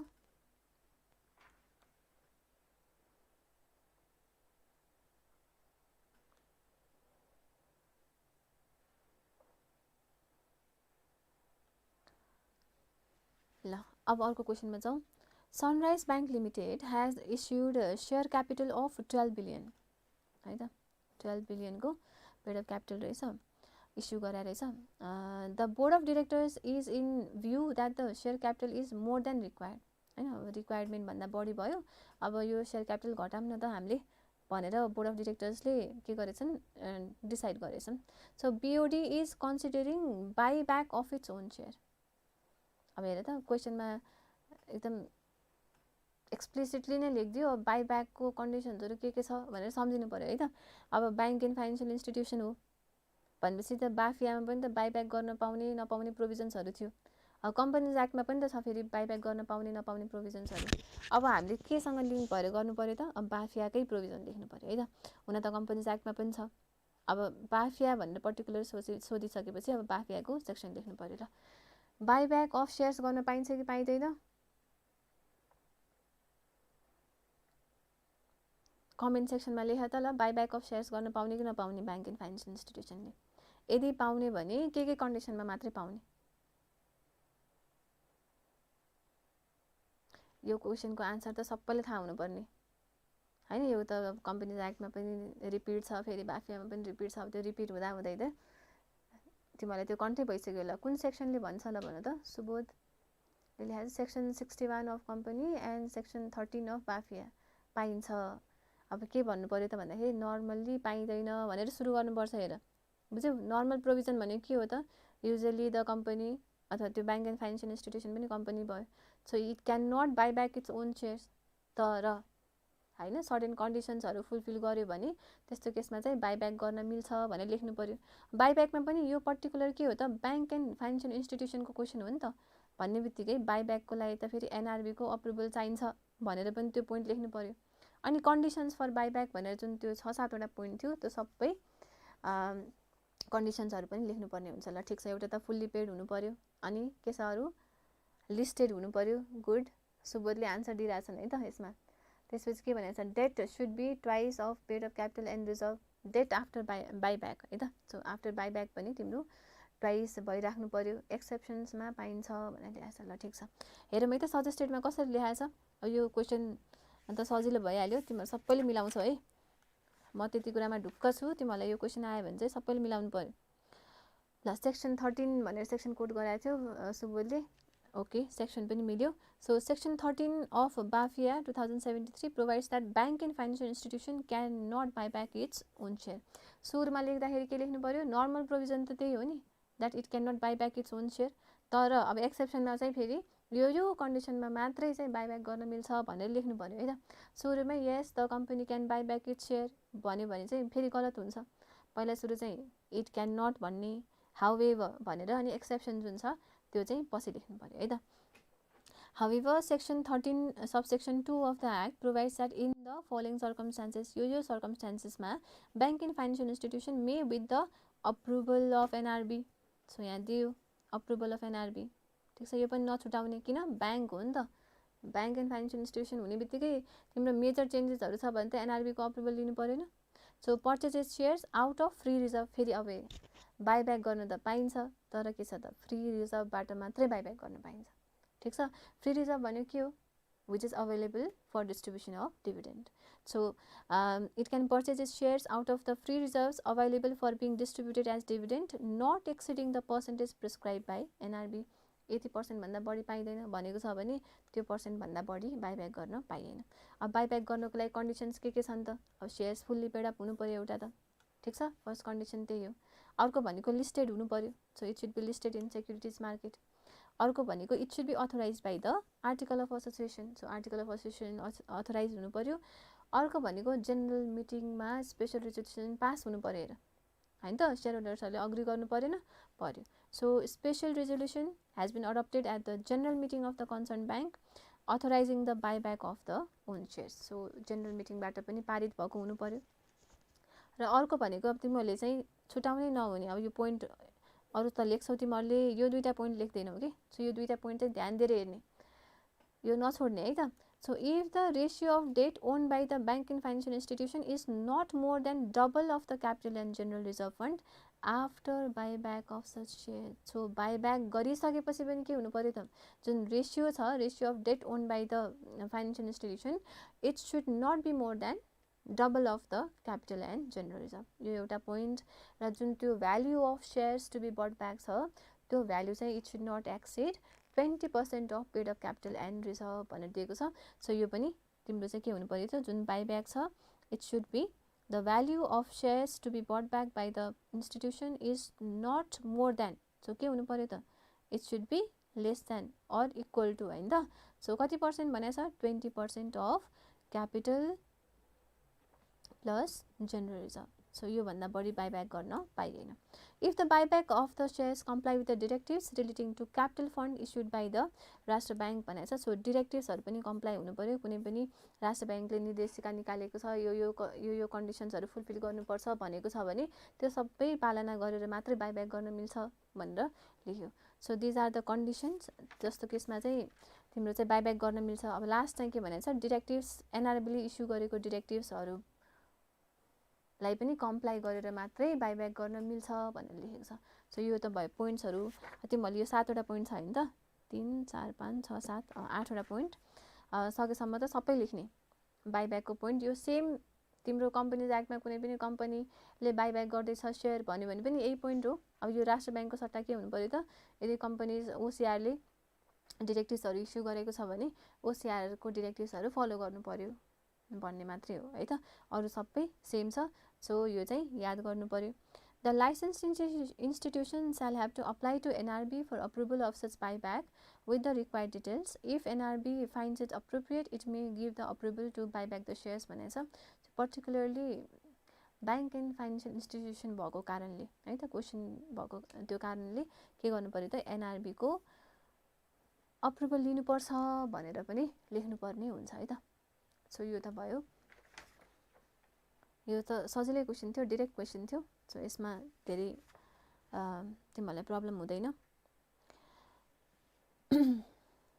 ल अब अर्को चाहिँ हेरौँ, Deurali Bikas Bank a proposed bank file an application to NRB for prior approval of its इन्कर्पोरेसन।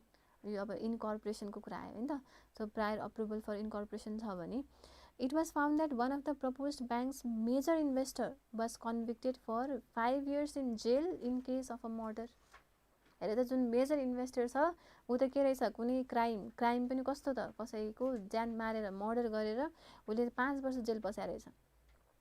The concerned authority of NRB asked you for your opinion whether NRB can refuse to grant the prior approval of the said ground. Referring the relevant provisions of BAFIA, give your advice in the following matters भनेर दिएको छ।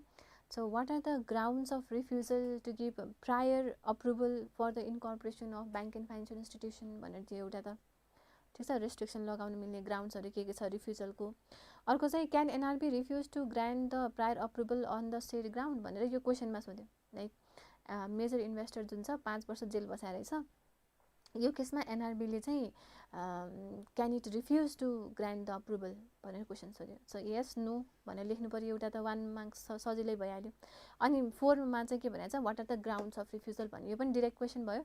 So question त सजिलो छ, के छ ल भन त, रिफ्युजलको ग्राउन्ड्सहरू buyback should be completed within 6 months after the approval of NRB भन्ने नि लेख्नुपर्छ म्याम। अब त्यो कम्पलसरी छैन। अब तिमीलाई यो अघिको क्वेसनमा है बाइब्याकको क्वेसन भइहाल्यो। बाइब्याकमा यति टाइमभित्रमा फेरि 120 दिनभित्रमा चाहिँ फेरि सबै क्यान्सल गरिसक्नुपर्ने। अब त्यो पोइन्टहरू तिमीहरूलाई लेख्न मन छ भने चाहिँ लेख, तर यहाँ ठ्याक्क त्यस्तो त्यति धेरै लेख्नुपर्ने रिक्वायरमेन्ट चाहिँ छैन कि, बुझ्यौ। अब आउन त आउँछ नि बाइब्याकमा तिमीलाई योसँग बाइब्याकसँग रिलेटेड सबै प्रोभिजन आउँछ। अब 5 मार्क्समा कति लेख्ने भन्ने कुरा हो। कति कुरा अब तिमीले आएको कुरा सबै लेखेर पनि भएन होइन। लेख नट ब्याड, तर फेरि टाइम पनि पुग्नु पर्यो होइन। अब नलेखे पनि केही पनि बिग्रिँदैन। सो फर्स्टमा पाइँदैन अनि notwithstanding anything contained above such त्यसरी नै लेख्ने हो। 6 months आफ्टर अप्रुभल, अब त्यो पोइन्ट लेख्दा पनि हुन्छ, नलेखे पनि केही फरक पर्दैन।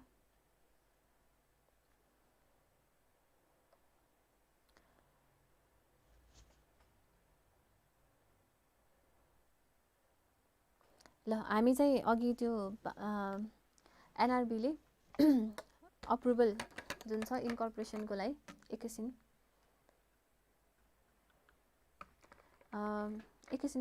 5 मिनट ब्रेक गरौँ, त्यसपछि विल गेट ब्याक अनि डिस्कस गरौँला है त।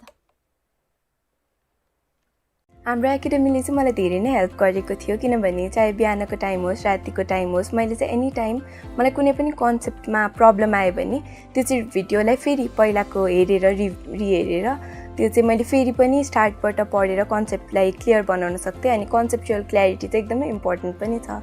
सो मैले चाहिँ एउटै कन्सेप्टलाई गाह्रो लागेको कन्सेप्टलाई चाहिँ 2-3 चोटि पनि हेरेर त्यसरी गरेँ। हाम्रो एकाडेमीबाट चाहिँ मलाई त्यही भएर हेल्प भयो। अनि अनलाइन क्लासेस हो, recorded classes. So recorded classes भएर चाहिँ मलाई सजिलो पनि भयो, मेरो कलेज जाने टाइम पनि सेभ भयो अनि घर बसेर त्यो टाइमलाई पनि मैले पढ्नमै युटिलाइज गर्न सकेँ। सुरुको 1-2 हप्ता चाहिँ मलाई गाह्रो नै भयो। त्यसपछि चाहिँ मलाई रेकर्डेड क्लासमा बानी पर्दै गयो। त्यसपछि मैले रेकर्डेड क्लासका फाइदाहरू चाहिँ महसुस गर्न थालेँ, जसमा चाहिँ मैले धेरै टाइम सेभ भएको पाएँ र एकदम फ्लेक्जिबल तरिकाले मैले जहिले चाहेँ त्यति बेला नै भिडियो हेर्ने गर्थेँ। जुन स्पिडमा चाहेँ त्यही स्पिडमा भिडियो हेर्ने गर्थेँ र म घर परिवारसँग बसेर क्लास लिन पाएँ, जस कारणले चाहिँ म एकदमै मोटिभेटेड भएँ क्याप 2 को लागि। स्टार्टिङबाट नै क्याप 2 क्लासेसहरू चाहिँ मजाले पढेर आएपछि चाहिँ पास हुन सजिलो छ, रिभिजन गरेपछि चाहिँ सजिलो छ। तर घर आयो इग्नोर गर्यो पढेन भनेपछि द्याट इज अ ब्लन्डर। अनि फेरि चाहिँ रेगुलरली पढ्यो भने पास हुन एकदमै सजिलो छ हुन चाहिँ।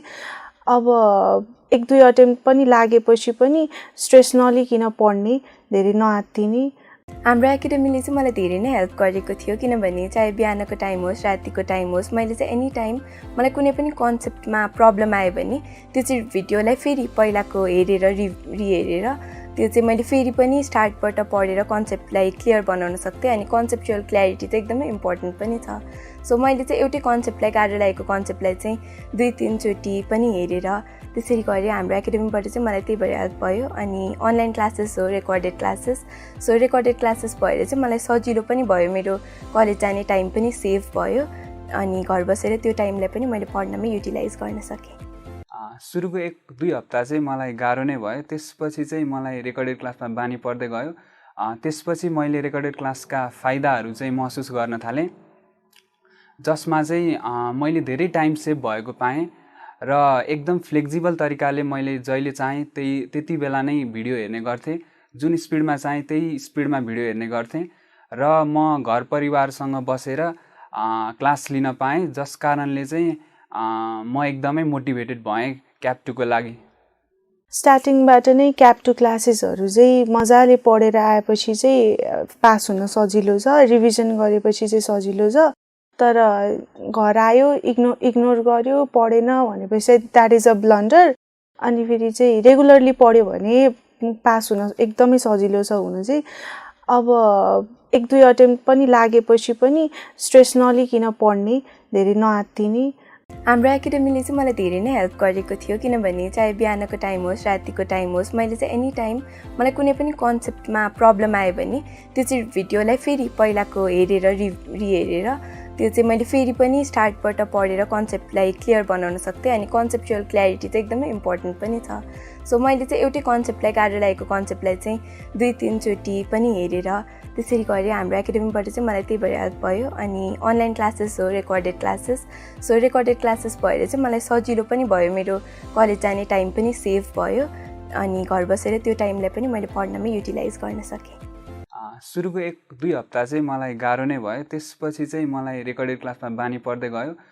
त्यसपछि मैले रेकर्डेड क्लासका फाइदाहरू चाहिँ महसुस गर्न थालेँ, जसमा चाहिँ मैले धेरै टाइम सेभ भएको पाएँ र एकदम फ्लेक्जिबल तरिकाले मैले जहिले चाहेँ त्यति बेला नै भिडियो हेर्ने गर्थेँ। जुन स्पिडमा चाहेँ त्यही स्पिडमा भिडियो हेर्ने गर्थेँ र म घर परिवारसँग बसेर क्लास लिन पाएँ, जस कारणले चाहिँ म एकदमै मोटिभेटेड भएँ क्याप 2 को लागि। स्टार्टिङबाट नै क्याप 2 क्लासेसहरू चाहिँ मजाले पढेर आएपछि चाहिँ पास हुन सजिलो छ, रिभिजन गरेपछि चाहिँ सजिलो छ। तर घर आयो, इग्नोर गर्यो, पढेन भनेपछि द्याट इज अ ब्लन्डर। अनि फेरि चाहिँ रेगुलरली पढ्यो भने पास हुन एकदमै सजिलो छ हुन चाहिँ। अब 1-2 अटेम्प्ट पनि लागेपछि पनि स्ट्रेस नलिकन पढ्ने, धेरै नआत्तिने। हाम्रो एकाडेमीले चाहिँ मलाई धेरै नै हेल्प गरेको थियो, किनभने चाहे बिहानको टाइम होस्, रातिको टाइम होस्, मैले चाहिँ एनी टाइम मलाई कुनै पनि कन्सेप्टमा प्रब्लम आयो भने त्यो चाहिँ भिडियोलाई फेरि पहिलाको हेरेर रिहेरेर त्यो चाहिँ मैले फेरि पनि स्टार्टबाट पढेर कन्सेप्टलाई क्लियर बनाउन सक्थेँ अनि कन्सेप्चुअल क्ल्यारिटी चाहिँ एकदमै इम्पोर्टेन्ट पनि छ। सो मैले चाहिँ एउटै कन्सेप्टलाई गाह्रो लागेको कन्सेप्टलाई चाहिँ 2-3 चोटि पनि हेरेर त्यसरी गरेँ। हाम्रो एकाडेमीबाट चाहिँ मलाई त्यही भएर हेल्प भयो। अनि अनलाइन क्लासेस हो, recorded classes. So recorded classes भएर चाहिँ मलाई सजिलो पनि भयो, मेरो कलेज जाने टाइम पनि सेभ भयो अनि घर बसेर त्यो टाइमलाई पनि मैले पढ्नमै युटिलाइज गर्न सकेँ। सुरुको 1-2 हप्ता चाहिँ मलाई गाह्रो नै भयो। त्यसपछि चाहिँ मलाई रेकर्डेड क्लासमा बानी पर्दै गयो। त्यसपछि मैले रेकर्डेड क्लासका फाइदाहरू चाहिँ महसुस गर्न थालेँ, जसमा चाहिँ मैले welcome back after the break. So हामी डिस्कस गर्दैछौँ जुन 2022 को क्वेसन्सहरू कहाँसम्म पुगेको छ त भन्दा अघि क्वेसन नम्बर 2 को हामी सीमा पुगेका थियौँ। Deureli Bikas bank propose bank file an application भनेर एनआरबीलाई एप्लिकेसन फाइल गर्ने बेलामा एकजना जुन मेजर इन्भेस्टर हुनुहुन्छ उहाँ चाहिँ के छ त 5 वर्ष जेल सजाय भोगिसक्नु भएको in case of a murder, होइन त। सो अब एनआरबीले अप्रुभल दिन्छ कि दिँदैन, what are the grounds of refusal भनेर दिएको छ। सो पहिला सो ग्राउन्ड्स अफ रिफ्युजल लेख्नु पऱ्यो अनि यो केसमा रिफ्युज गर्न मिल्छ कि मिल्दैन भनेर लेख्नु पऱ्यो, है त। सो एकचोटि सर्च स्टेटमा हेरौँ के लेखेको छ। सो सेक्सन 4 अफ भारतीय 2073 has a mandatory provision that prior approval from NRB shall be obtained to incorporate the bank and financial institution. खासमा त अप्रुभल त लिनु पऱ्यो, एनआरबीको अप्रुभल नलिकन त न इन्कर्पोरेसन हुन्छ न लाइसेन्स हुन्छ। सो अप्रुभलको लागि डकुमेन्ट के सब्मिट गर्नुपर्छ त्यो आफ्नो ठाउँमा छ। यहाँ के मात्रै सोध्यो त भन्दा ग्राउन्ड्स अफ रिफ्युजल मात्रै सोध्यो, है त। यो डकुमेन्ट सब्मिट गर्ने, त्यो डकुमेन्ट सब्मिट गर्ने भनेर लेख्नु परेन। So subsection reads that no prior approval shall be granted to incorporate bank and financial institutions where the following persons or their family members have significant ownership. अब उनीहरूको ownership छ भने त्यस्तो केसमा चाहिँ प्रायर अप्रुभल नदिन पनि सक्छ एनआरबीले भनेको छ। कुन कुन केसमा भन्दा जसको रेगुलेटरी एक्सन अफ एनआरबी परेछ भनेको जो चाहिँ के छ त under the regulatory action of एनआरबीले कुनै एक्सन लिइसकेको छ। किन भन्दा अब उसले इरेगुलर काम गर्यो अथवा प्रोभिजन भन्दा बाहिर गएर काम गर्यो भन्ने हिसाबले रेगुलेटरी एक्सन लिइसकेको छ फलोइङ पर्सन्सलाई अथवा उनीहरूको फ्यामिली मेम्बर्सलाई भने उनीहरूले के गर्न पाएनन्, एनआरबीले अप्रुभल नदिए पनि पाउने भयो, ठिक छ, इन्कर्पोरेसनको लागि। अर्को के भनेको छ, if any person or their family member is convicted by banking offence, कुनै ब्याङ्किङ अफेन्समा परेछ अथवा convicted in fraud, forgery or deceit, कसैलाई धोका दिएर उसले चाहिँ कन्भिक्टेड छ भने। अर्को convicted for financial investment in money laundering and terrorist activities, अब त्यस्तो टेररिस्ट एक्टिभिटिज अथवा मनी लन्ड्रिङको काम, ब्ल्याक मनीसँग रिलेटेड कामहरू उसले गरेको छ र ऊ पक्रिसकेको छ, कन्भिक्टेड छ वान्स भने अब त्यस्तो केसमा एनआरबीले रिफ्युज गर्न सक्छ। अर्को convicted in corruption related offence, अब करप्सन सँग रिलेटेड अफेन्समा कन्भिक्टेड छ अथवा convicted in grievous offences like rape, human trafficking, abduction, hostage etcetera. अब यो ग्रिभियस अफेन्सभित्र अब यो मर्डर पनि पऱ्यो कि, ठिक छ। सो मर्डरको केसहरू पनि अब त्यो हामी भन्छ नि अब जघन्य अपराधहरूमध्ये चाहिँ त्यो पनि पर्छ। सो त्यस्तो कुनै एक्टमा चाहिँ ऊ कन्भिक्टेड भएको छ भने अब एनआरबीले अप्रुभल नदिए पनि पाउने भयो। यो केसमा के भनेको छ, 5 वर्ष जेलमा गइसकेको छ बिकज अफ मर्डर भन्यो नि त। सो अब मर्डर भनेर त्यो एक्सप्लिसिटली नलेखे पनि पोइन्ट नम्बर एफमा पर्यो। So as the murder has been categorised in the grievous offence under subsection 3, the NRB can refuse to grant the approval for the incorporation of the proposed bank on the said grounds भनेको छ। So त्यो आधारमा उसले refuse गर्न सक्छ भनेर दियो। एकदम छोटो मिठो आन्सर छ। अब म्याम अनि हामीले चाहिँ सबै त्यो एप्लिकेन्टको जस्तै अरू केसेस हुन्छ नि, अब ब्याङ्क एन्ड फाइनेन्सियल इन्स्टिट्युसन्सको सफिसियन्ट इन्फ्रास्ट्रक्चर भएन, यो भएन, त्यो भएन, त्यस्तो आधारमा पनि रिफ्युजल त गर्न सक्छ एनआरबीले। त्यो पोइन्टहरू लेख्नुपर्छ कि पर्दैन भन्दाखेरि अब यहाँ चाहिँ के छ त, mainly it is asking about यो के छ त मेम्बर्सहरूको बारेमा कि मेम्बर्सहरू क्वालिफाइड, इन्भेस्टर्सहरू क्वालिफाइड छन् कि छैनन्। हेर त प्रपोज ब्याङ्क्स मेजर इन्भेस्टर भन्यो नि त। सो फोकस हुने 5 नम्बरको क्वेसन, त्यसमा पनि 4 नम्बर त तिम्रो के छ त रिफ्युजलको मात्रै पोइन्ट छ नि त, भनेपछि त्यही 4 नम्बर त यो पोइन्टले कभर गरिहाल्छ। सो धेरै किन लेख्नु पर्यो भन्ने कुरा हो, ठिक छ। So to the point answer लेख्दाखेरि अब यति लेखेपछि पुगिहाल्छ। अनि एनआरबीले रिफ्युज गर्न सक्छ कि सक्दैन भन्दाखेरि अभियसली इट क्यान भनेर एक लाइनमा लेख्यो 1 नम्बरको लागि यति आन्सर लेख्यो भने पुगिहाल्छ। सो तिमीहरूले मार्क्स पनि हेर्नु पर्यो अनि मार्क्स सँगसँगै अब टु द पोइन्ट आन्सर पनि लेख्नु पर्यो है। अरू केसेसहरू पनि छन् एनआरबीले रिफ्युज गर्ने, तर यहाँ मेनली के भयो त इन्भेस्टर्सहरूको बारेमा दिइसकेपछि इन्भेस्टर्सहरू यस्तो यस्तो एक्टिभिटिजमा संलग्न छन् अथवा कन्भिक्टेड छन् भने अब त्यस्तो केसमा चाहिँ एनआरबीले रिफ्युजल गर्न सक्छ, अप्रुभल नदिन सक्छ to incorporate bank and financial institution भनेर लेख्नु मिल्यो है त, ठिक छ। सुबोधले यहाँ धेरै लेखेर रहेछ। Any applicant or their family members had been punished under serious nature crimes, banking offence. Okay ल, ठिक छ। रिफ्युजलको पोइन्ट्समा अनसाइन डकुमेन्ट्स, इन्सफिसियन्ट डकुमेन्ट्सहरू पनि लेख्नुपर्छ म्याम, कज यहाँ क्राइम गरेकोले इन्कर्पोरेट गर्न मिल्छ कि नै सोधेको छ। अब यस्तो नि अब यो अनसाइन डकुमेन्ट्स, इन्सफिसियन्ट डकुमेन्ट्स लेख्न त मेरो एडिसनल पोइन्ट्स हो, तर टु द पोइन्ट लेख्दा त यही जुन सेक्सन 4 छ अब त्यसलाई नै आधार बनाएर लेख्नु पर्यो है त। ल अर्को क्वेसन हेरौँ। Question number 3, the securities act भनेर दिएको छ। ल Securities Act 2063 was enacted to regulate and manage the activities of securities markets and persons involved in the business of dealing in securities by regulating the issuance, purchase, sale and exchange of securities for the purpose of protecting the interest of investors. Describe the process by which body corporate can issue securities भनेर दियो। ल हैन त issuance of securities भनेर मैले note लेखाइदिएको थिएँ होला तिमीहरूलाई। सो 1 पेजको नोट लेखाइदिएको थिएँ। सो तिम्रो चाहिँ के हुन्छ त भन्दाखेरि अब सेक्युरिटिज एक्ट अन्तर्गत process to issue the securities के छ भनेर चाहिँ हेर्नु पर्यो है त तिमीहरूले। सो पोइन्ट वाइज लेख्दा पनि हुन्छ, प्याराग्राफमा लेख्दा पनि हुन्छ। अब यहाँ चाहिँ सजेस्टेडमा चाहिँ प्याराग्राफ वाइज दिएको छ, लेख्नुपर्ने पोइन्ट्सहरू यहाँ सबै इन्क्लुडेड छ। तिमीहरूले 1 2 3 4 भनेर पोइन्ट्स बनाएर जसरी मैले नोटमा लेखाइदिएको छु त्यसरी लेख्न पनि मिल्ने भयो। द बडी कर्पोरेट, अब यो जुन इस्युएन्स अफ सेक्युरिटिज छ कुन सेक्सन हो, सेक्सन याद छ कसैलाई? म्यामले देखाइदिइरहेको छ होइन त सेक्सन। सो सेक्सन 27 हेर त, the body corporate will issue securities as follows भन्यो। Section 27 states that a body corporate shall have to register securities to be issued by it with the board। अब सुरुमा त हामीले चार्ट बनाएको थियौँ नि एनी एप्लिकेन्ट होइन त। सो उसले के गर्छ त भन्दाखेरि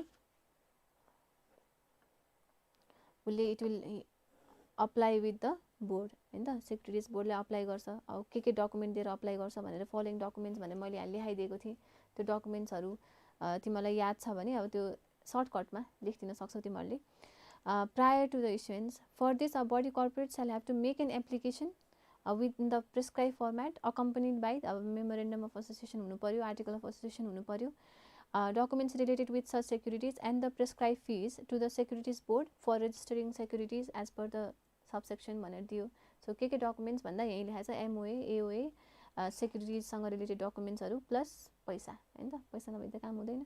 so where an application is received by the securities board, अब सेक्युरिटिज बोर्डले त्यो डकुमेन्टहरू पाइसकेपछि के गर्छ त भन्दा इन्क्वायरी गर्छ हैन त, इन्क्वायरी गर्छ। And if it dims fit ल ठिक छ भन्ने भयो भने चाहिँ उसले के गरिदिन्छ, ल तिमीहरूले चाहिँ सेक्युरिटिज इस्यु गर्न सक्छौ भनेर अप्रुभल दिन्छ। So where an application is received the securities board shall make necessary inquiry into the matter, and if it considers appropriate to register such securities in the register as prescribed, indicating the details of such securities। अब कस्तो खालको securities issue हुँदै हो हैन त, shares debentures कुन खालको securities issue हुँदै हो। And the issue of securities registration certificate, हामीले चाहिँ के गर्यौँ त हाम्रो ठाउँबाट पारित गर्यौँ है ल भनेर एउटा आरसी पनि दिन्छ, registration certificate in the prescribe format to the body corporate. त्यसपछि फेरि अब यहाँ जुन सेक्युरिटिजसँग रिलेटेड एक्ट छ यो चाहिँ 27, 28 अनि 29 है त, यो तीनटा मैले एकैचोटि लेखाइदिएको छु होला तिमीहरूलाई। सो यो तीनटैलाई रेफरेन्स बनाएर लेख्नु पर्यो, त्यति धेरै भास्टमा जानु पनि पर्दैन, लेख्न चाहिँ अब सजेस्टेडमा सबै नै लेख्ने भयो। तिमीहरूले चाहिँ सेक्सन 27 अलिकति, 28 अलिकति, 29 अलिकति गरेर छोटो मिठो बनाएर लेख्ने। सो सेक्सन 28 ले के भन्छ त, where a body corporate allots or sells securities after registering such securities the body corporate, ठिक छ, shall have to give a notice along with the details of securities so allotted to the securities board within 7 days, 7 दिनभित्र notice दिनु पर्यो फेरि। अनि upon receipt of the notice as referred as above, where it appears necessary to make the allotment and sale of securities fair and informative for the interest of the investors and body corporate, the securities board may give necessary directive to the concerned body corporate, and it shall be the duty of the concerned body corporate to abide by the directives भनेको छ। So securities बोर्डले ल है यो procedure पनि follow गर, additional procedure पनि follow गर भनेको छ भने अब त्यो प्रोसिजर चाहिँ बडी कर्पोरेटले मान्नुपर्छ भनेर दियो। अनि सेक्सन 29 मा के भनेको छ, अब तिम्रो 50 अथवा to issue the shares to more than 50 people हैन, 50 भन्दा कम छ भने त तिम्रो प्रोस्पेक्टस इस्यु गर्नु परेन हैन, तर 50 बाट बाहिर माथि हुने बित्तिकै पब्लिक इस्युमा जानुपर्ने हुन्छ। So under section 29, where a body corporate is to sell and distribute securities to more than 50 persons at a time, it shall make public issue for the sale and distribution of such securities. The period to be open for making application for the securities to be issued as above shall be prescribed। अब भनेको issue period कति हुने त्यो prescribe गर्नु पर्यो। The provisions relating to value and allotment of securities for which public issue has to be made shall be prescribed भनेको छ। यो चाहिँ तिमीहरूले मिलाएर लेख्न सक्छौ। Where securities for which public issue has been made once could not be sold, अब तिम्रो चाहिँ के छ त पब्लिक इस्यु भयो तर सेल हुन सकेन भने and have to be reissued again within 1 year, अब फेरि के छ त त्यही खालको सेक्युरिटी फेरि रिइस्यु गर्नु पर्यो भने the body corporate which so issues the security may with the approval of securities board issue such securities by mentioning the matters which are different than the matters set forth in the previously published prospectus and the prospectus previously published भनेको छ। So यो प्रोस्पेक्टसको कुरा पनि दिएको छ, त्यही खालको securities जुन चाहिँ पहिला के भयो सेल हुन पाएन र विदिन 1 इयर फेरि रिसेल गर्दैछौँ भने त्यस्तो केसमा पहिलाकै प्रोस्पेक्टसले काम गर्छ, के चेन्जेसहरू छन् त्यो मात्रै बुझाउने, अनि 7ले अप्रुभल दिन्छ भनेर पोइन्टहरू पढाएको थियौँ हामीले। सो त्यो पोइन्ट लेख्नु पर्यो। र इस्यु के भनेको छ, mister Samyak has denied claim for the and the prospectus previously publish भनेर दियो। ल यो त भयो सेक्सन 27, 28, 29 मिलाएर लेख्ने है त। सो 27, 28, 29 को प्रोभिजन्सहरू लेख्नु पर्यो।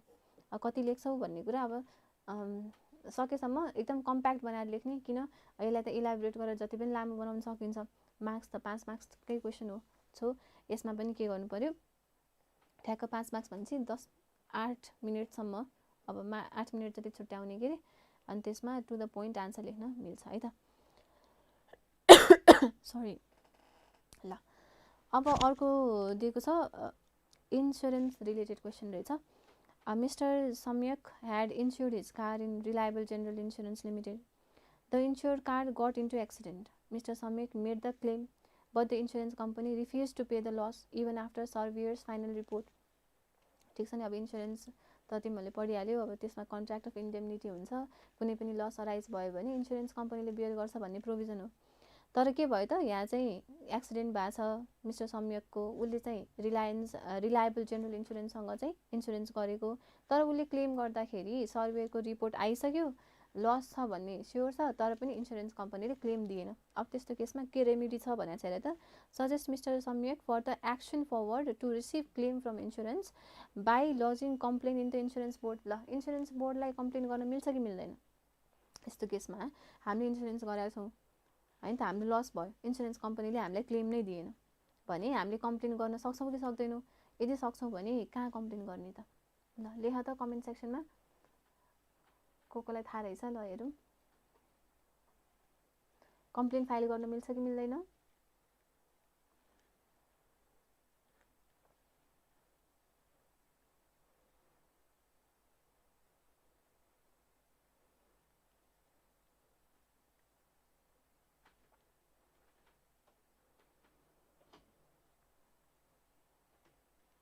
इन्सुरेन्स कम्पनीको अगेन्स्टमा क्लेम फाइल गर्न मिल्ने कि नमिल्ने? Yes or no? ल यस अर नोमा आन्सर देऊ त। ल कसले सबभन्दा छिटो आन्सर दिँदो रहेछ हेरौँ। सुबोध फर्स्ट हो सधैँ। ल मिल्छ भनेको छ है त सुबोधले। अरूले?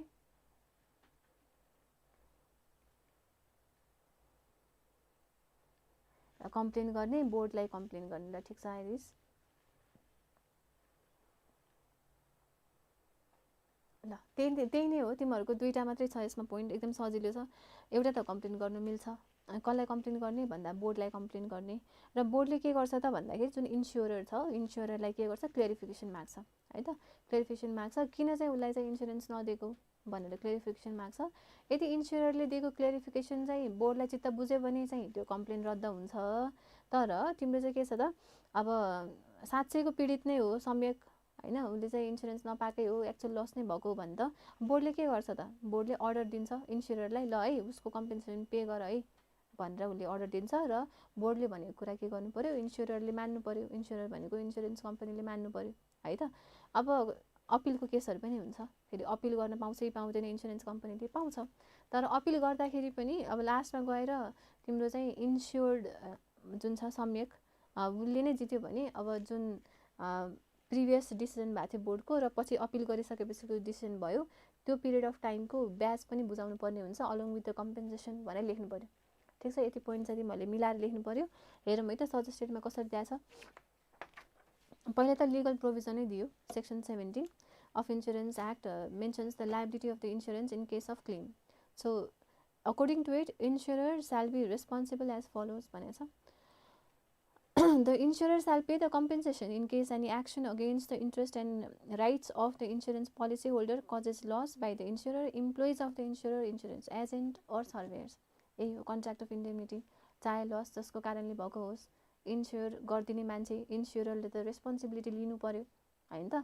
So section 17 subsection 2 states that the insured may submit a complain to the insurance board. Complain कसलाई गर्ने? बोर्डलाई। ठिक छ, आइरिसले भनेको मिल्यो होइन त। सो इफिसियन्ट भएन, कस्तो मर्न लाग्यो के भने जस्तो। ठिकै छ, ल इफिसियन्ट बनाएर सुन्ने है त। सो इन्सुरेन्स बोर्डलाई कम्प्लेन गर्नु पर्यो, अनि इन्सुरेन्स बोर्डलाई कम्प्लेन गरिसकेपछि के हुन्छ त, उसले इन्भेस्टिगेसन गर्छ र इन्भेस्टिगेसन गरेर के छ त, reasonable opportunity of being heard त दिनु पर्यो। सो इन्स्योररलाई दिन्छ। यदि इन्स्योररले चाहिँ कम्प्लेन जुन क्लेरिफिकेसन सबमिट गरेको छ, if the insurance board finds it appropriate, त्यस्तो केसमा चाहिँ कम्प्लेन रद्द हुने भयो। हेर त, states that if the clarification submitted by the insurer pursuant to subsection 3 of this section is reasonable, the board may cancel the complaint, ठिक छ, by mentioning its grounds. If the clarification is not reasonable, the board shall make a decision to pay a reasonable compensation to the complainant. So reasonable compensation pay गर है भनेर बोर्डले के गर्ने भयो त, डिसिसन दिने भयो। अब यसमा अपिल पनि गर्नु मिल्छ।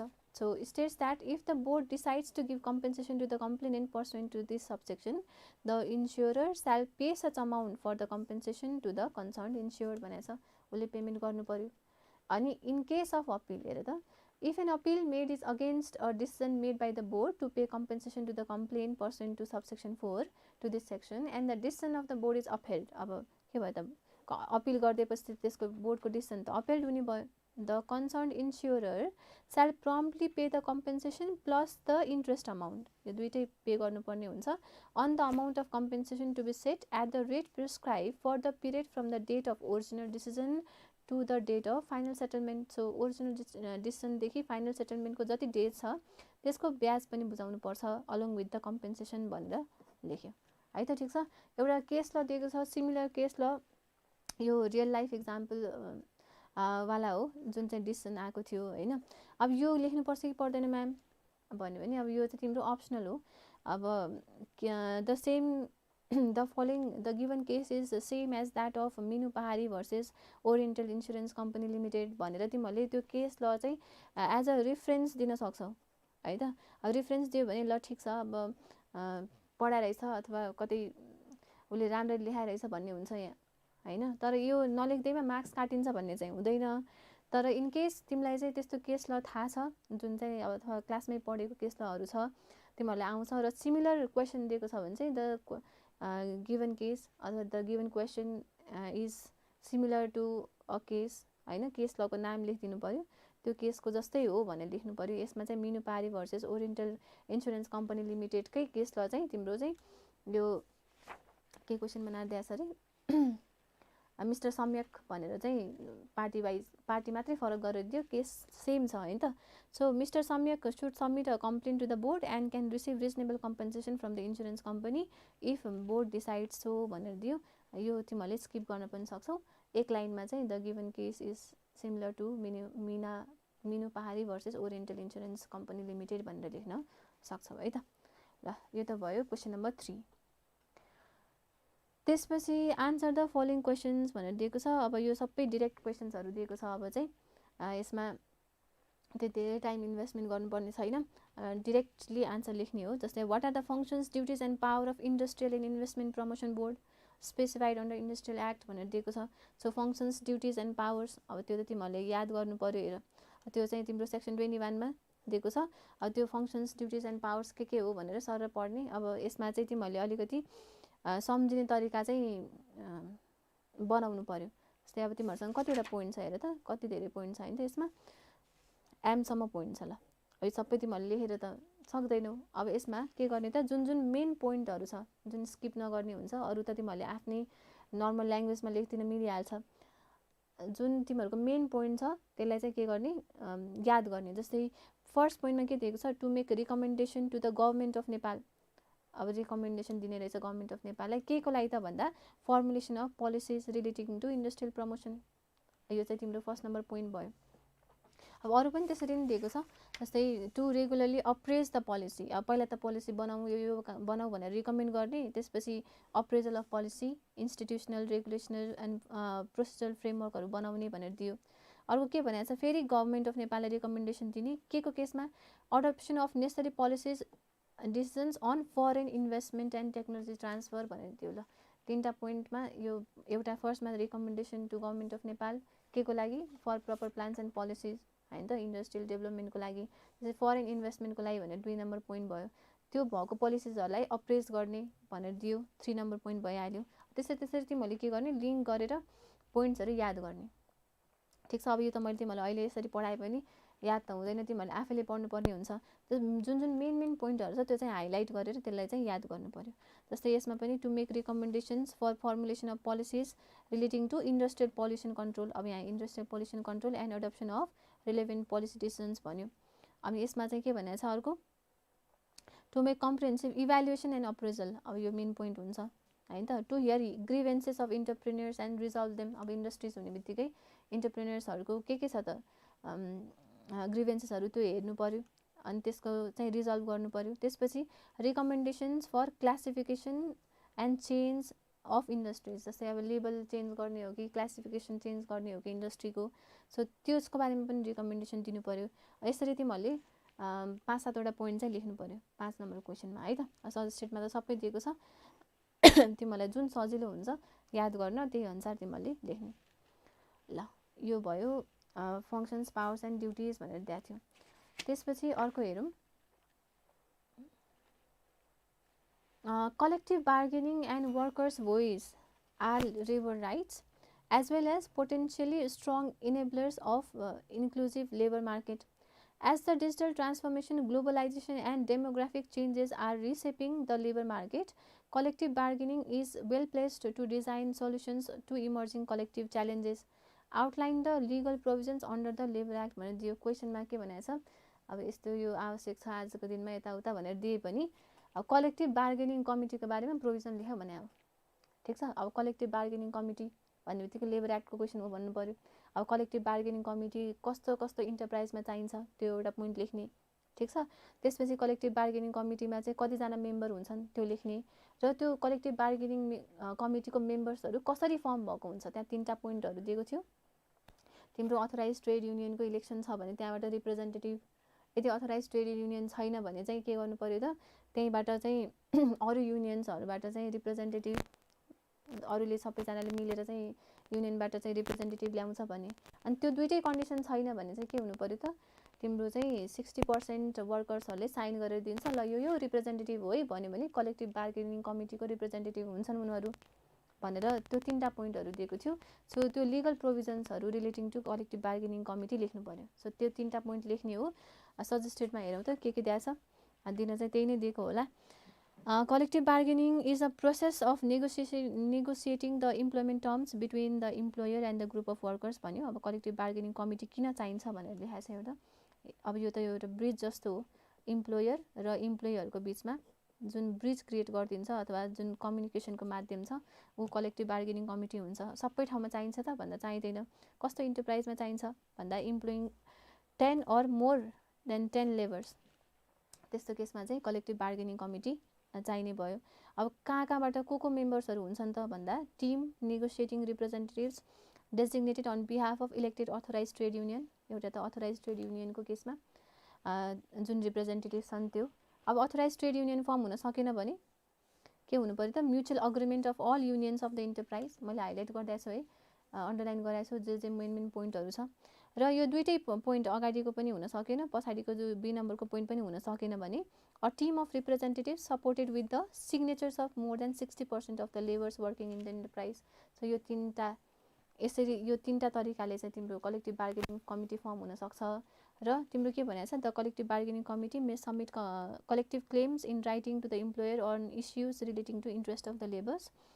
र यो केसमा चाहिँ कलेक्टिभ बार्गेनिङ कमिटी फर्म गर्न पाइँदैन है भनेर जुन 6वटा पोइन्ट दिएको थियो त्यो पनि लेख्नु पर्यो यसमा। हेर त, जस्तै matter which is in contrary to constitution of Nepal, demand claim गर्न नपाउने केसेसहरू, अनि एलिगेसन्सहरू छ तर त्यसको कुनै पनि बेस छैन भने। अर्को भनेको पर्सनल कन्डक्ट अफ इम्प्लोयर अथवा लेबरको आधारमा चाहिँ एफेक्ट गर्ने खालका म्याटरहरू चाहिँ यसमा डिस्कस गर्न पाइँदैन। इन्टरप्राइज रिलेटेड प्रब्लमै होइन भने पनि कलेक्टिभ बार्गेनिङ कमिटीको थ्रु आउन पाएन त्यो क्लेम। अर्को के भनेको छ, until the period specified in the act lapses in case where the collective bargaining agreement has been made। अब एक्टमा के भनेको छ भन्दाखेरि कुनै एउटा पर्टिकुलर एजेन्डा थियो, क्लेम थियो, त्यो क्लेम गर्नको लागि चाहिँ कलेक्टिभ बार्गेनिङ कमिटी फर्म भयो, अनि एउटा डिसिजन आइसक्यो, त्यो डिसिजन आएको 2 वर्षसम्म फेरि त्यही एजेन्डा लिएर आएर कलेक्टिभ बार्गेनिङ कमिटी फर्म गर्न पाइँदैन भनेको छ। सो त्यो केसमा पनि कलेक्टिभ बार्गेनिङ कमिटीमा क्लेम गर्न पाइएन। र अर्को के भनेको छ, a matter relating to rate of contribution and benefits specified for social security scheme. अब यो त सरकारले गर्ने कुरा हो, यसमा चाहिँ अब इन्टरप्राइज इम्प्लोयरको पनि केही भूमिका नहुने भएको हुनाले यस्तो म्याटरहरू पनि हाम्रो कलेक्टिभ क्लेममा चाहिँ डिस्कस हुँदैन भनेर लेखाएको छ है त। सो कलेक्टिभ बार्गेनिङ कमिटीमा 3 देखि 11 जनासम्म मेम्बर्स हुन सक्छन्। र उनीहरूले के गर्ने हो त भन्दा उनीहरूको मेन काम भनेकै जे चाहिँ इम्प्लोइको प्रब्लम्सहरू छ त्यो चाहिँ के गर्ने त, इम्प्लोयर समक्ष लैजाने काम हो भनेर यति पोइन्ट्सहरू चाहिँ मिलाएर लेख्नुपर्ने हुन्छ है त। ल अब चाहिँ क्वेसन नम्बर 5 चार्टर अकाउन्टेन्ट एक्टबाट रहेछ क्वेसन। यो दुइटै क्वेसन्सहरू चार्टर अकाउन्टेन्ट एक्टको छ। CA Chanchal, charter accountant in practice, enters into an agreement with mister Dinanath and advocate. ल हेर त, अरेन्जमेन्ट रे है त, अरेन्जमेन्ट भएको छ कोसँग, दीननाथसँग, एडभोकेटसँग, acting as tax consultant whereby the two share the fees of professional work introduced to each other भनेर दियो। पार्टनरसिप भनेको छ यो क्वेसनमा छैन, ठिक छ। अब जुन त्यो सेक्सन 34 को मिसकन्डक्टहरू छ, त्यो मिसकन्डक्टमा 14वटा सबसेक्सन्स दिएको छ। अब त्यसमा चाहिँ कुन चाहिँ सबसेक्सनको हो त यो? अब यो जुन मिसकन्डक्टको सेक्सन छ यसमा चाहिँ मैले भनेको छु तिमीहरूलाई क्लासमै सबै याद हुनुपर्छ तिमीहरूलाई भनेर। Explain whether the arrangement is in accordance with the Nepal charter accountant act भनेर दियो। ल भन त, यो ट्याक्स कन्सल्टेन्ट र चार्टर अकाउन्टेन्ट मिलाएको छन्, उनीहरूले चाहिँ के भनेको छन् भन्दाखेरि प्रोफेसनल फी चाहिँ हामी के गर्ने त डिभाइड गर्ने भनेको छन्। यस्तो प्रोभिजन बनाएर यस्तो अरेन्जमेन्ट बनायो भने यो मिसकन्डक्ट हो कि होइन?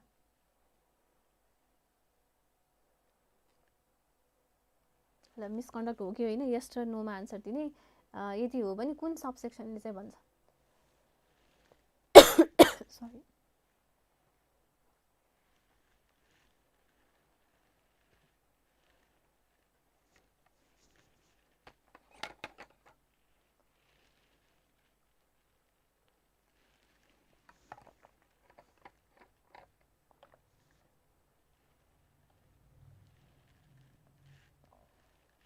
सुबोधले चाहिँ मिल्दैन सेक्सन 34 मा मिसकन्डक्ट हो भनेछ। आइरिसले चाहिँ मिल्छ भने हो। आइरिस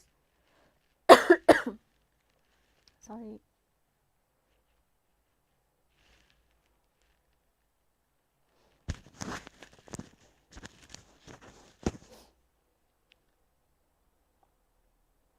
ल सबसेक्सन 3 है त। ल हाम्रो सबसेक्सन 3 मा ठ्याक्क 3टा पोइन्ट थियो, मैले याद गर्ने तरिकै भनेको थिएँ। सबसेक्सन 3 भन्ने बित्तिकै 3टा पोइन्ट हुन्छ। एउटा सेयरिङ अफ प्रफिटको कुरा थियो, अर्को चाहिँ कमिसन र ब्रोकरेजको कुरा थियो है त। अब सेयरिङ अफ प्रफिटको केसमा तिम्रो चाहिँ के हुन्छ त, कुनै पनि मेम्बर अफ द इन्स्टिट्युट छ भने उसँग चाहिँ सेयरिङ अफ प्रफिट चाहिँ गर्न मिल्छ। तर कमिसन र ब्रोकरेज चाहिँ सरी मेम्बर नै भयो भने उसलाई चाहिँ बाँड्नु मिल्दैन भनेर पढाएको थियौँ। अब ऊ त पहिला सुरु मेम्बर होइन। अर्को के भनेको छन्, whereby the to share the fees of professional work भनेको छ है त।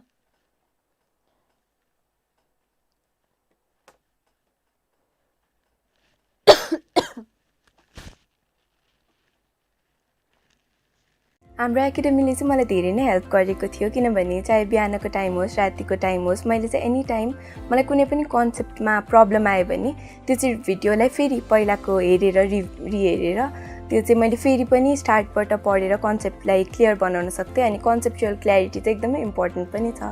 सो मैले चाहिँ एउटै कन्सेप्टलाई गाह्रो लागेको कन्सेप्टलाई चाहिँ 2-3 चोटि पनि हेरेर त्यसरी गरेँ। हाम्रो एकाडेमीबाट चाहिँ मलाई त्यही भएर हेल्प भयो। अनि अनलाइन क्लासेस हो, recorded classes. So recorded classes भएर चाहिँ मलाई सजिलो पनि भयो, मेरो कलेज जाने टाइम पनि सेभ भयो। अनि घर बसेर त्यो टाइमलाई पनि मैले पढ्नमै युटिलाइज गर्न सकेँ। सुरुको 1-2 हप्ता चाहिँ मलाई गाह्रो नै भयो। त्यसपछि चाहिँ मलाई रेकर्डेड क्लासमा बानी पर्दै गयो। त्यसपछि मैले रेकर्डेड क्लासका फाइदाहरू चाहिँ महसुस गर्न थालेँ, जसमा चाहिँ मैले धेरै टाइम सेभ भएको पाएँ र एकदम फ्लेक्जिबल तरिकाले मैले जहिले चाहेँ त्यति बेला नै भिडियो हेर्ने गर्थेँ। जुन स्पिडमा चाहेँ त्यही स्पिडमा भिडियो हेर्ने गर्थेँ र म घर परिवारसँग बसेर क्लास लिन पाएँ, जस कारणले चाहिँ म एकदमै मोटिभेटेड भएँ क्याप 2 को लागि। स्टार्टिङबाट नै क्याप 2 क्लासेसहरू चाहिँ मजाले पढेर आएपछि चाहिँ पास हुन सजिलो छ, रिभिजन गरेपछि चाहिँ सजिलो छ। तर घर आयो इग्नोर गर्यो, पढेन भनेपछि द्याट इज अ ब्लन्डर। अनि फेरि चाहिँ रेगुलरली पढ्यो भने पास हुन ल अब यो चाहिँ सेयरिङ अफ प्रफिट गर्दाखेरि मिसकन्डक्ट हुन्छ कि हुँदैन भन्ने कुरा हो। अब के लेख्नु पर्यो त भन्दा पहिला त त्यही सेक्सन 34 सबसेक्सन 3 लेख्नु पर्यो है त। त्यो प्रोभिजनले के भन्छ त भन्दा one shall not share or distribute profit, the auditing fees or remuneration with any person other than a member of the institute. Member बाहेक अरूलाई चाहिँ प्रोफेसनल अडिटिङ फिस सेयर गर्न पाइँदैन। र कमिसन र ब्रोकरेजको केसमा चाहिँ तिम्रो प्रोफेसनल फिस कुनै मेम्बरै छ भने पनि उसलाई चाहिँ दिन पाइँदैन भनेर लेखेको छ।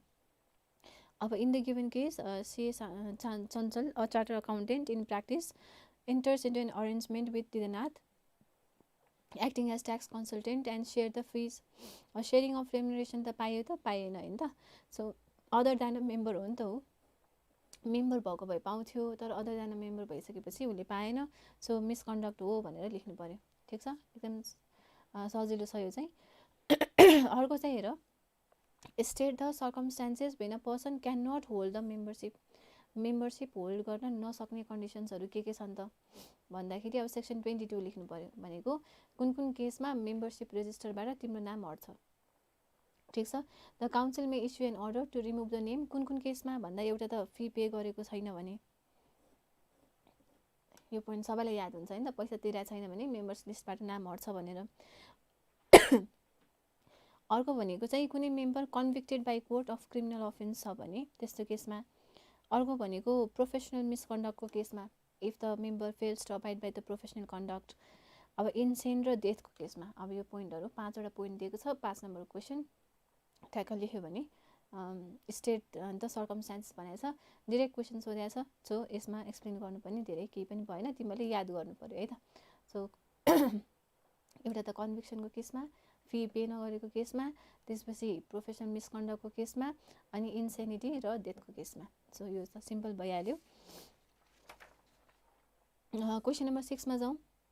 के भनेको छ, what are the functions duties and powers of social welfare council भनेको छ।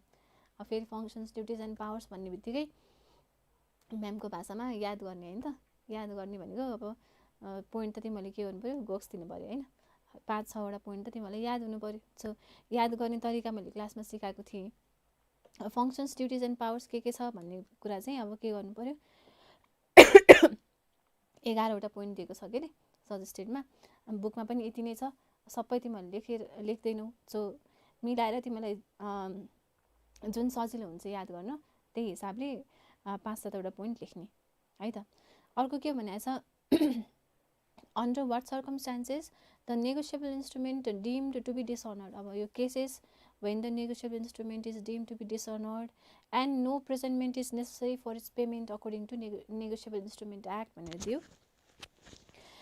कुन कुन केसमा चाहिँ डिसअनर भएको मानिन्छ त भन्दाखेरि, यदि प्रेजेन्ट नै भएन भने, if the maker acceptor or drawee deliberately prevents the presentment of the negotiable instrument.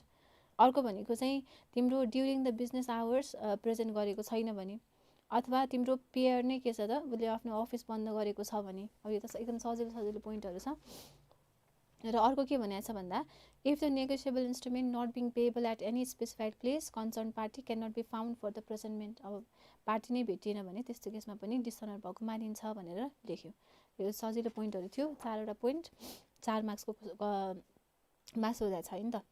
अर्को हेर, what do you understand by the contract made by misrepresentation. अब मिसरिप्रेजेन्टेसन भनेको के हो अनि भ्यालिड हुन्छ कि हुँदैन, state the validity of the contract entered by misrepresentation भनेर दिएको छ। क्याप 1मा पढेको क्वेसन हो। सो मिसरिप्रेजेन्टेसन भनेको के हो त भन्दा, कुनै पनि ग्राउन्ड नभइकन तिमीले चाहिँ ल यो भनेको यही नै हो भनेर तिमीले कसैलाई रिप्रेजेन्ट गरिदिन्छौ, कसैलाई फल्स डिस्क्रिप्सन दिन्छौ अथवा मिसलिड गर्छौ अर्को पार्टीलाई, तिम्रो इन्टेन्सन डिसिभ गर्ने चाहिँ हुँदैन, धोका दिने चाहिँ हुँदैन। You also believe it to be true भन्यो भने त्यसलाई मिसरिप्रेजेन्टेसन भन्ने हो। सो मिसरिप्रेजेन्टेसन भएको केसमा के हुन्छ त कन्ट्र्याक्टको भ्यालिडिटी भन्दा, इट इज भोइडेबल। भोइडेबल कस्तोमा भन्दा, voidable at the option of the aggrieved party. जो पीडित पक्ष हुन्छ उसले चाहिँ मुद्दा हाल्यो, ल है म पीडित भएँ भन्यो भने कन्ट्र्याक्ट भोइड हुन्छ, ऊ चुप लाएर बस्यो भने कन्ट्र्याक्ट भ्यालिड हुन्छ। So voidable at the option of the aggrieved party भनेर लेख्नु पर्यो है त। त्यही पोइन्टहरू दिएको छ होला यसमा, त्यसरी लेख्ने, यो सजिलो भइहाल्यो। So voidable contract at the option of the aggrieved party भनेर दिएको छ र यो केसमा मिसरिप्रेजेन्टेसन भएको मानिन्छ भनेर लेख्यो। त्यसपछि अर्को क्वेसन दिएको छ, list the penalties to be imposed to an industry acting contrary to its objectives under industrial enterprise act भन्ने थियो। ल कहिले कहिले पेनाल्टिजहरू पनि सोधिदिन्छ। सो अब आइस त लेख्नु पर्यो। सो पेनाल्टिजहरू पनि नछोड्ने है। तिमीलाई अब आइकेन एक्टको पेनाल्टिजहरू त याद भइहाल्छ। अरू पेनाल्टिज अब कम्पनीज एक्टमा अलिअलि दिएको छ, अनि इन्डस्ट्रियल इन्टरप्राइज एक्टमा पेनाल्टिज दिएको छ। सो त्यो 3टा च्याप्टरको पेनाल्टिजहरू चाहिँ अलि ध्यान दिएर हेर्ने। अब यहाँ सोधेको रहेछ 4 नम्बरमा, सजिलो छ, अब पढेको छैन भने त थाहा हुँदैन होइन। सो यसो हेऱ्यो भने सजिलै छ। के छ त भन्दा, सेक्सन 43 मा चाहिँ फलोइङ पेनल्टिजहरू इम्पोज गर्ने भनेको छ। माइक्रो इन्टरप्राइज छ भने उसको केसमा नट एक्सिडिङ 2000 रुपिज, ठिक छ। कटेज एन्ड स्मल इन्डस्ट्री छ भने 50,000 रुपिससम्मको पेनल्टी। र मिडियम इन्डस्ट्री छ भने 1 लाखसम्म र तिम्रो के भनेको छ, सरी 20,000 है। माइक्रो केसमा 20, कटेज एन्ड स्मल इन्डस्ट्रीको केसमा 50, त्यसपछि मिडियमको केसमा 1 लाख र लार्ज इन्डस्ट्रीको केसमा 2 लाख। सो पेनल्टिज यही नै हो। अब याद गरेको छ, एकचोटि हेरेको छ भने आउने भयो, अब पढेकै छैन भने स्किप गराएको छ भने फेरि लेख्न सकिँदैन नि त। सो सजेस्टेडमा आएको छ, याद गरौँ 20, 50, 1 अनि 2 है त। र अर्को के दिएको छ त भन्दा highlight the role of WTO in international business भनेर दियो। यो मिलाएर लेख्ने खालको पोइन्ट। अब के छ त रोल, अब अलिकति डिस्क्रिप्सन दिने, WTO को मिनिङ के हो, के काम गर्छ भनेर, त्यसपछि उसको रोल्सहरू के छ भनेर लेख्नु पर्यो है त। सो यहाँ 4वटा पोइन्ट दिएको होला। WTO has set up important role in world economics through, main काम भनेको त ट्रेड रिलेटेड डिस्प्युट सल्भ गर्ने अनि अग्रिमेन्ट्सहरू बढाउने होइन त। सो मोस्ट फेभर्ड नेसन्सवाला कन्सेप्ट पनि थियो त्यहाँ, त्यो पनि पढ्नु तिमीहरूले। र के फेसिलिटिज, फन्डामेन्टल रोल के हो त भन्दा facilitates implementation, administration and smooth operation of trade agreements. जे अग्रिमेन्ट्स बनाएको हुन्छ त्यसको स्मुथ इम्प्लिमेन्टेसन हुनु पर्यो। अर्को भनेको ट्रेड नेगोसिएसन छ भने फोरम क्रिएट गरिदिने, कन्ट्रिजहरू बिचमा नेगोसिएसनको लागि एउटा फोरम क्रिएट गरिदिने, कुनै डिस्प्युट छ भने त्यो डिस्प्युट सेटल गरिदिने, र तिम्रो IMF अनि वर्ल्ड ब्याङ्कहरूसँग पनि कोअर्डिनेट गरेर काम गर्ने भनेर रोल्स के रोल छ भनेर 4वटा रोल्स दिएको छ। 5 नम्बरको क्वेसन हो। 1 मार्क्समा तिमीले डिफाइन गरिदियो WTO भनेको के हो, अनि 4वटा पोइन्ट लेख्दियो भने इट विल बी इनफ है त। त्यसपछि सर्ट नोट्स भनेर दिएको छ। लास्ट क्वेसन, प्रमिसरी नोट र बिल अफ एक्सचेन्जको डिफ्रेन्स लेख्ने, सेयर्स र डिभेन्चर्सको डिफ्रेन्स लेख्ने। अब सजिलो आउँछ हेर, डिफ्रेन्सेस पनि नछोड्ने किन 5 मार्क्सको हो, 5वटा डिफ्रेन्स लेख्यो भने त आइहाल्छ। डिफ्रेन्स पनि सजिलो छ। जस्तै प्रमिसरी नोट र बिल अफ एक्सचेन्जमा 5वटा डिफ्रेन्स लेख्न सक्छौ। दिन त बुकमा धेरै नै दिएको छ, यसमा 5वटा पोइन्ट तिमीले मिलाएर लिन सक्यौ। फर इक्जाम्पल प्रमिसरी नोटमा 2टा पार्टी हुन्छ, बिल अफ एक्सचेन्जमा 3टा पार्टी हुन्छ होइन त। यतापट्टि मेकर र पे भनेको चाहिँ एउटै पर्सन हुन सक्दैन, यतापट्टि ड्रयर र पे एउटै पर्सन हुनसक्छ। अब प्रमिस एन्ड अर्डर, अब यहाँ चाहिँ के हुन्छ, प्रमिसरी नोटमा आई प्रमिस टु पे भनेर दिएको हुन्छ, there is a promise. Bill of एक्सचेन्जमा के हुन्छ, पेमेन्ट गर्नुपर्छ है भनेर अर्डर दिएको हुन्छ। So here is a promise, here is an order. So यो एउटा डिफ्रेन्स भयो। एक्सेप्टेन्समा पनि प्रमिसरी नोट त एक्सेप्ट गर्नुपर्छ भन्ने रिक्वायरमेन्ट छैन, जो मान्छेले प्रमिस गर्छ उसैले साइन गरेर दिन्छ। बिल अफ एक्सचेन्जमा के हुन्छ त, ड्रयले एक्सेप्ट गर्नुपर्ने हुन्छ होइन त। So before it can be presented, ड्रयबाट एक्सेप्टेड हुनु पर्यो। नेचर अफ लाइबिलिटीमा पनि के भनेको छ, liability of the maker is primary. अब मेकर जसले चाहिँ प्रमिसरी नोट बनाउँछ उसैले पेमेन्ट गर्ने हो भने यतापट्टि चाहिँ के छ त, liability of the maker is secondary, किन प्राइमरी लाइबिलिटी भनेको त ड्रयको हुन्छ। त्यसपछि पेएबल टु द बियरर, अब यसमा चाहिँ बियररवाला कन्सेप्ट हुँदैन, it can not be drawn payable. अब बिल अफ एक्सचेन्जको केसमा चाहिँ it can be payable to the bearer, तर चाहिँ फेरि बियरर अन डिमान्डलाई चाहिँ पेएबल हुँदैन है भनेर पनि सम्झिने। डिसअनरको केसमा नोटिस पठाउनु परेन, यतापट्टि त बिल अफ एक्सचेन्जको केसमा चाहिँ प्रमिसरी नोटको केसमा चाहिँ नोटिस पठाउनु परेन, बिल अफ एक्सचेन्जको केसमा चाहिँ नोटिस अफ डिसअनर पठाउनु पर्यो to all the prior parties होइन त। बिल अफ एक्सचेन्ज डिसअनर भयो भनेर थाहा हुनु पऱ्यो नि त अगाडिको पार्टीलाई। त्यसपछि मेकर्स पोजिसन भनेको छ, maker is in immediate relationship. अब यतापट्टि drawer is not in immediate relationship with the payee भनेर 7वटा डिफ्रेन्सेस दियो, तिमीहरूले 5वटा लेख्यो भने पुग्छ है त। सिमिलरली सेयर र डिभेन्चर्सको डिफ्रेन्स हो। अब पहिला त मिनिङै लेख्दिने, सेयर भनेको के हो, डिभेन्चर भनेको के हो। अब सेयर भनेको त अब क्यापिटल अफ द कम्पनी भइहाल्यो भने डिभेन्चर भनेको डेट अफ द कम्पनी हो ठिक छ। सेयर होल्डर्सहरू भनेको ओनरहरू हुन्छ, डिभेन्चर होल्डर्सहरू भनेको they are like creditors of the company होइन त। अनि रिटर्नको केसमा पनि सेयर होल्डर्सले डिभिडेन्ड पाउँछ, डिभेन्चर होल्डरले इन्ट्रेस्ट पाउँछ। रिटर्न अब फिक्स हुँदैन सेयर होल्डरको केसमा भने डिभेन्चर होल्डरहरूले त एउटा पर्टिकुलर रेट अफ इन्ट्रेस्ट पाइरहेको हुन्छन्। अब यो डिडक्सनको केसमा पनि जस्तै डिभिडेन्ड भनेको त अप्रोप्रिएसन अफ प्रफिट हो होइन त। तिम्रो चाहिँ इन्ट्रेस्ट भनेको त चार्ज अगेन्स्ट प्रफिट हो। So interest is allowed for deduction, तर डिभिडेन्ड चाहिँ के हुन्छ त, it is not allowed for deduction. त्यसपछि सेक्युरिटी फर पेमेन्ट, यतापट्टि सेक्युरिटी हुँदैन, भने डिभेन्चर्सको केसमा त सेक्युरिटी हुन्छ। सो चार्ज तिमीहरूको फ्लोटिङ चार्ज अनि त्यसपछि चार्जेबल डिभेन्चर्सहरूमा पनि तिमीहरूले डिफ्रेन्ट टाइप्स पढ्यो होला। सो त्यो आधारमा चाहिँ सेक्युरिटी हुन्छ भनेर सम्झिने। भोटिङ राइट तिम्रो सेयर होल्डरको हुन्छ, डिभेन्चर होल्डरको भोटिङ राइट हुँदैन। त्यसपछि सेक्योर्ड बाई चार्ज, अब यतापट्टि सेयर चाहिँ सेक्योर्ड हुँदैन चार्जले भने यतापट्टि चाहिँ के हुन्छ त भन्दाखेरि charge certain assets of the company दिएर चार्ज राखेर धितो राखेर चाहिँ ल डिभेन्चर होल्डरहरूलाई चाहिँ के हुन्छ त दे आर सेक्योर्ड होइन त। सो सेक्योर्ड डिभेन्चर भन्छौँ हामी त्यसलाई। सेयरको केसमा त अब इक्विटी सेयर त केमा कन्भर्ट हुने हो र, तर डिभेन्चरको केसमा चाहिँ के हुन्छ त debenture can be converted into shares. अब रिपेमेन्टको केसमा जहिले पनि के हुन्छ डिभेन्चर होल्डरले पहिला प्रायोरिटी पाउँछ अनि बल्ल सेयर होल्डरको पालो आउँछ। So shares are repaid after the repayment of all liabilities, debenture holders great priority over the shares, so they are repaid before the shares. अर्को के भनेको छ होल्डरको केसमा the holder of shares is known as share holder अनि holder of debenture is known as debenture holder भनेको छ। ल सो यो त सजिलो डिफ्रेन्सेसहरू छ, तिमीहरूले कुनै 5वटा डिफ्रेन्स लेखिदिन सक्छौ है त। यो त भयो जुन 2022 को सजेस्टेडको डिस्कसन। अब हामीले आज चाहिँ एकदम डिटेलमा डिस्कस गऱ्यौँ होइन, लाइन बाई लाइन गयौँ हामी, किनभने कसरी लेख्ने अनि त्यसपछि कसरी लेख्दो रहेछ त सजेस्टेडमा भनेर तिमीहरूलाई मैले एउटा सर ब्रिफिङ पनि गराइदिएँ लाइन बाई लाइन रिड गरेर। अब तिमीहरूले अरू सजेस्टेड अरू क्वेसन्सहरू हेर्दाखेरि चाहिँ क्वेसन चाहिँ कुनै पनि नछोड्ने, सबै क्वेसन अटेम्प्ट गर्ने।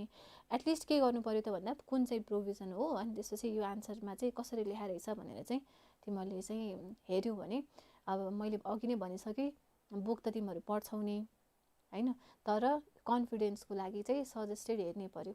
मैले यो लेटेस्टबाट गराइदिएँ, अबको सक्छौ भने अझै 5 अटेम्प्टसम्मको तिमीहरूले सजेस्टेडहरू एक लट चाहिँ सर रिभिजन गरेर गयो भने तिमीलाई त्यो प्रोभिजन पनि याद हुन्छ अनि तिमीहरूले लेख्दाखेरि पनि कसरी लेख्ने भन्ने कुरा त्यो तिमीहरूलाई छाप परिसकेको हुन्छ कि।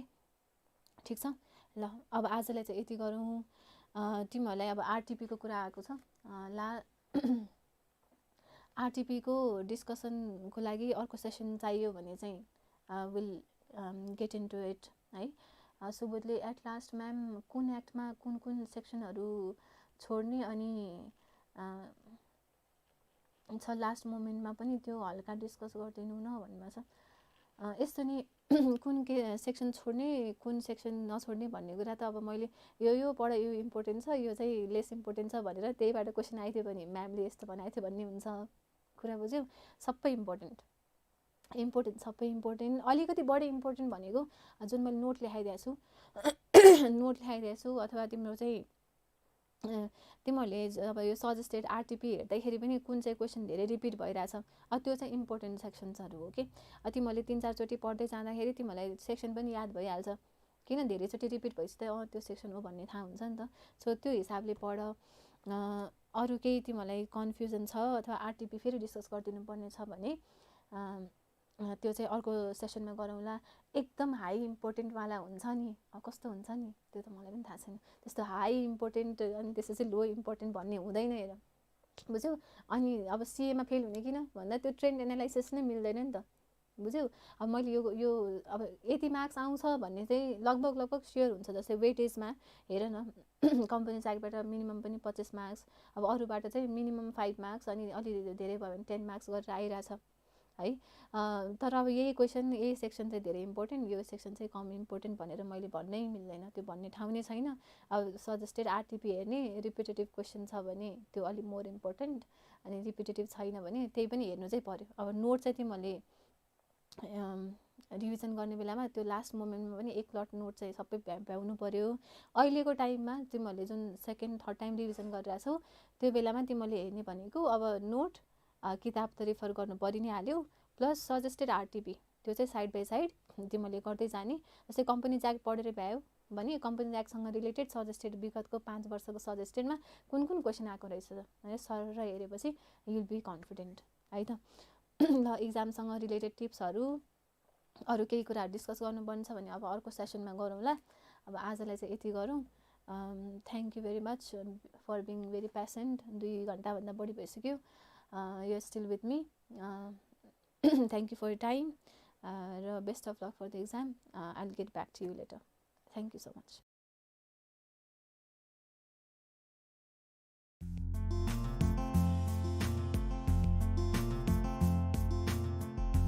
Hey guys, we hope this video was useful for you. And if you want to watch more videos like this one, please like and subscribe to our channel now. Also, you can download our app on Google Play as well as App Store. We wish you all the best for your upcoming examinations. Thank you. Have a good day.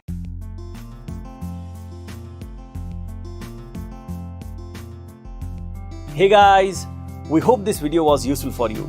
And if you want to watch more videos like this one, please like and subscribe to our channel now. Also, you can download our app on Google Play as well as App Store. We wish you all the best for your upcoming examinations. Thank you. Have a good day.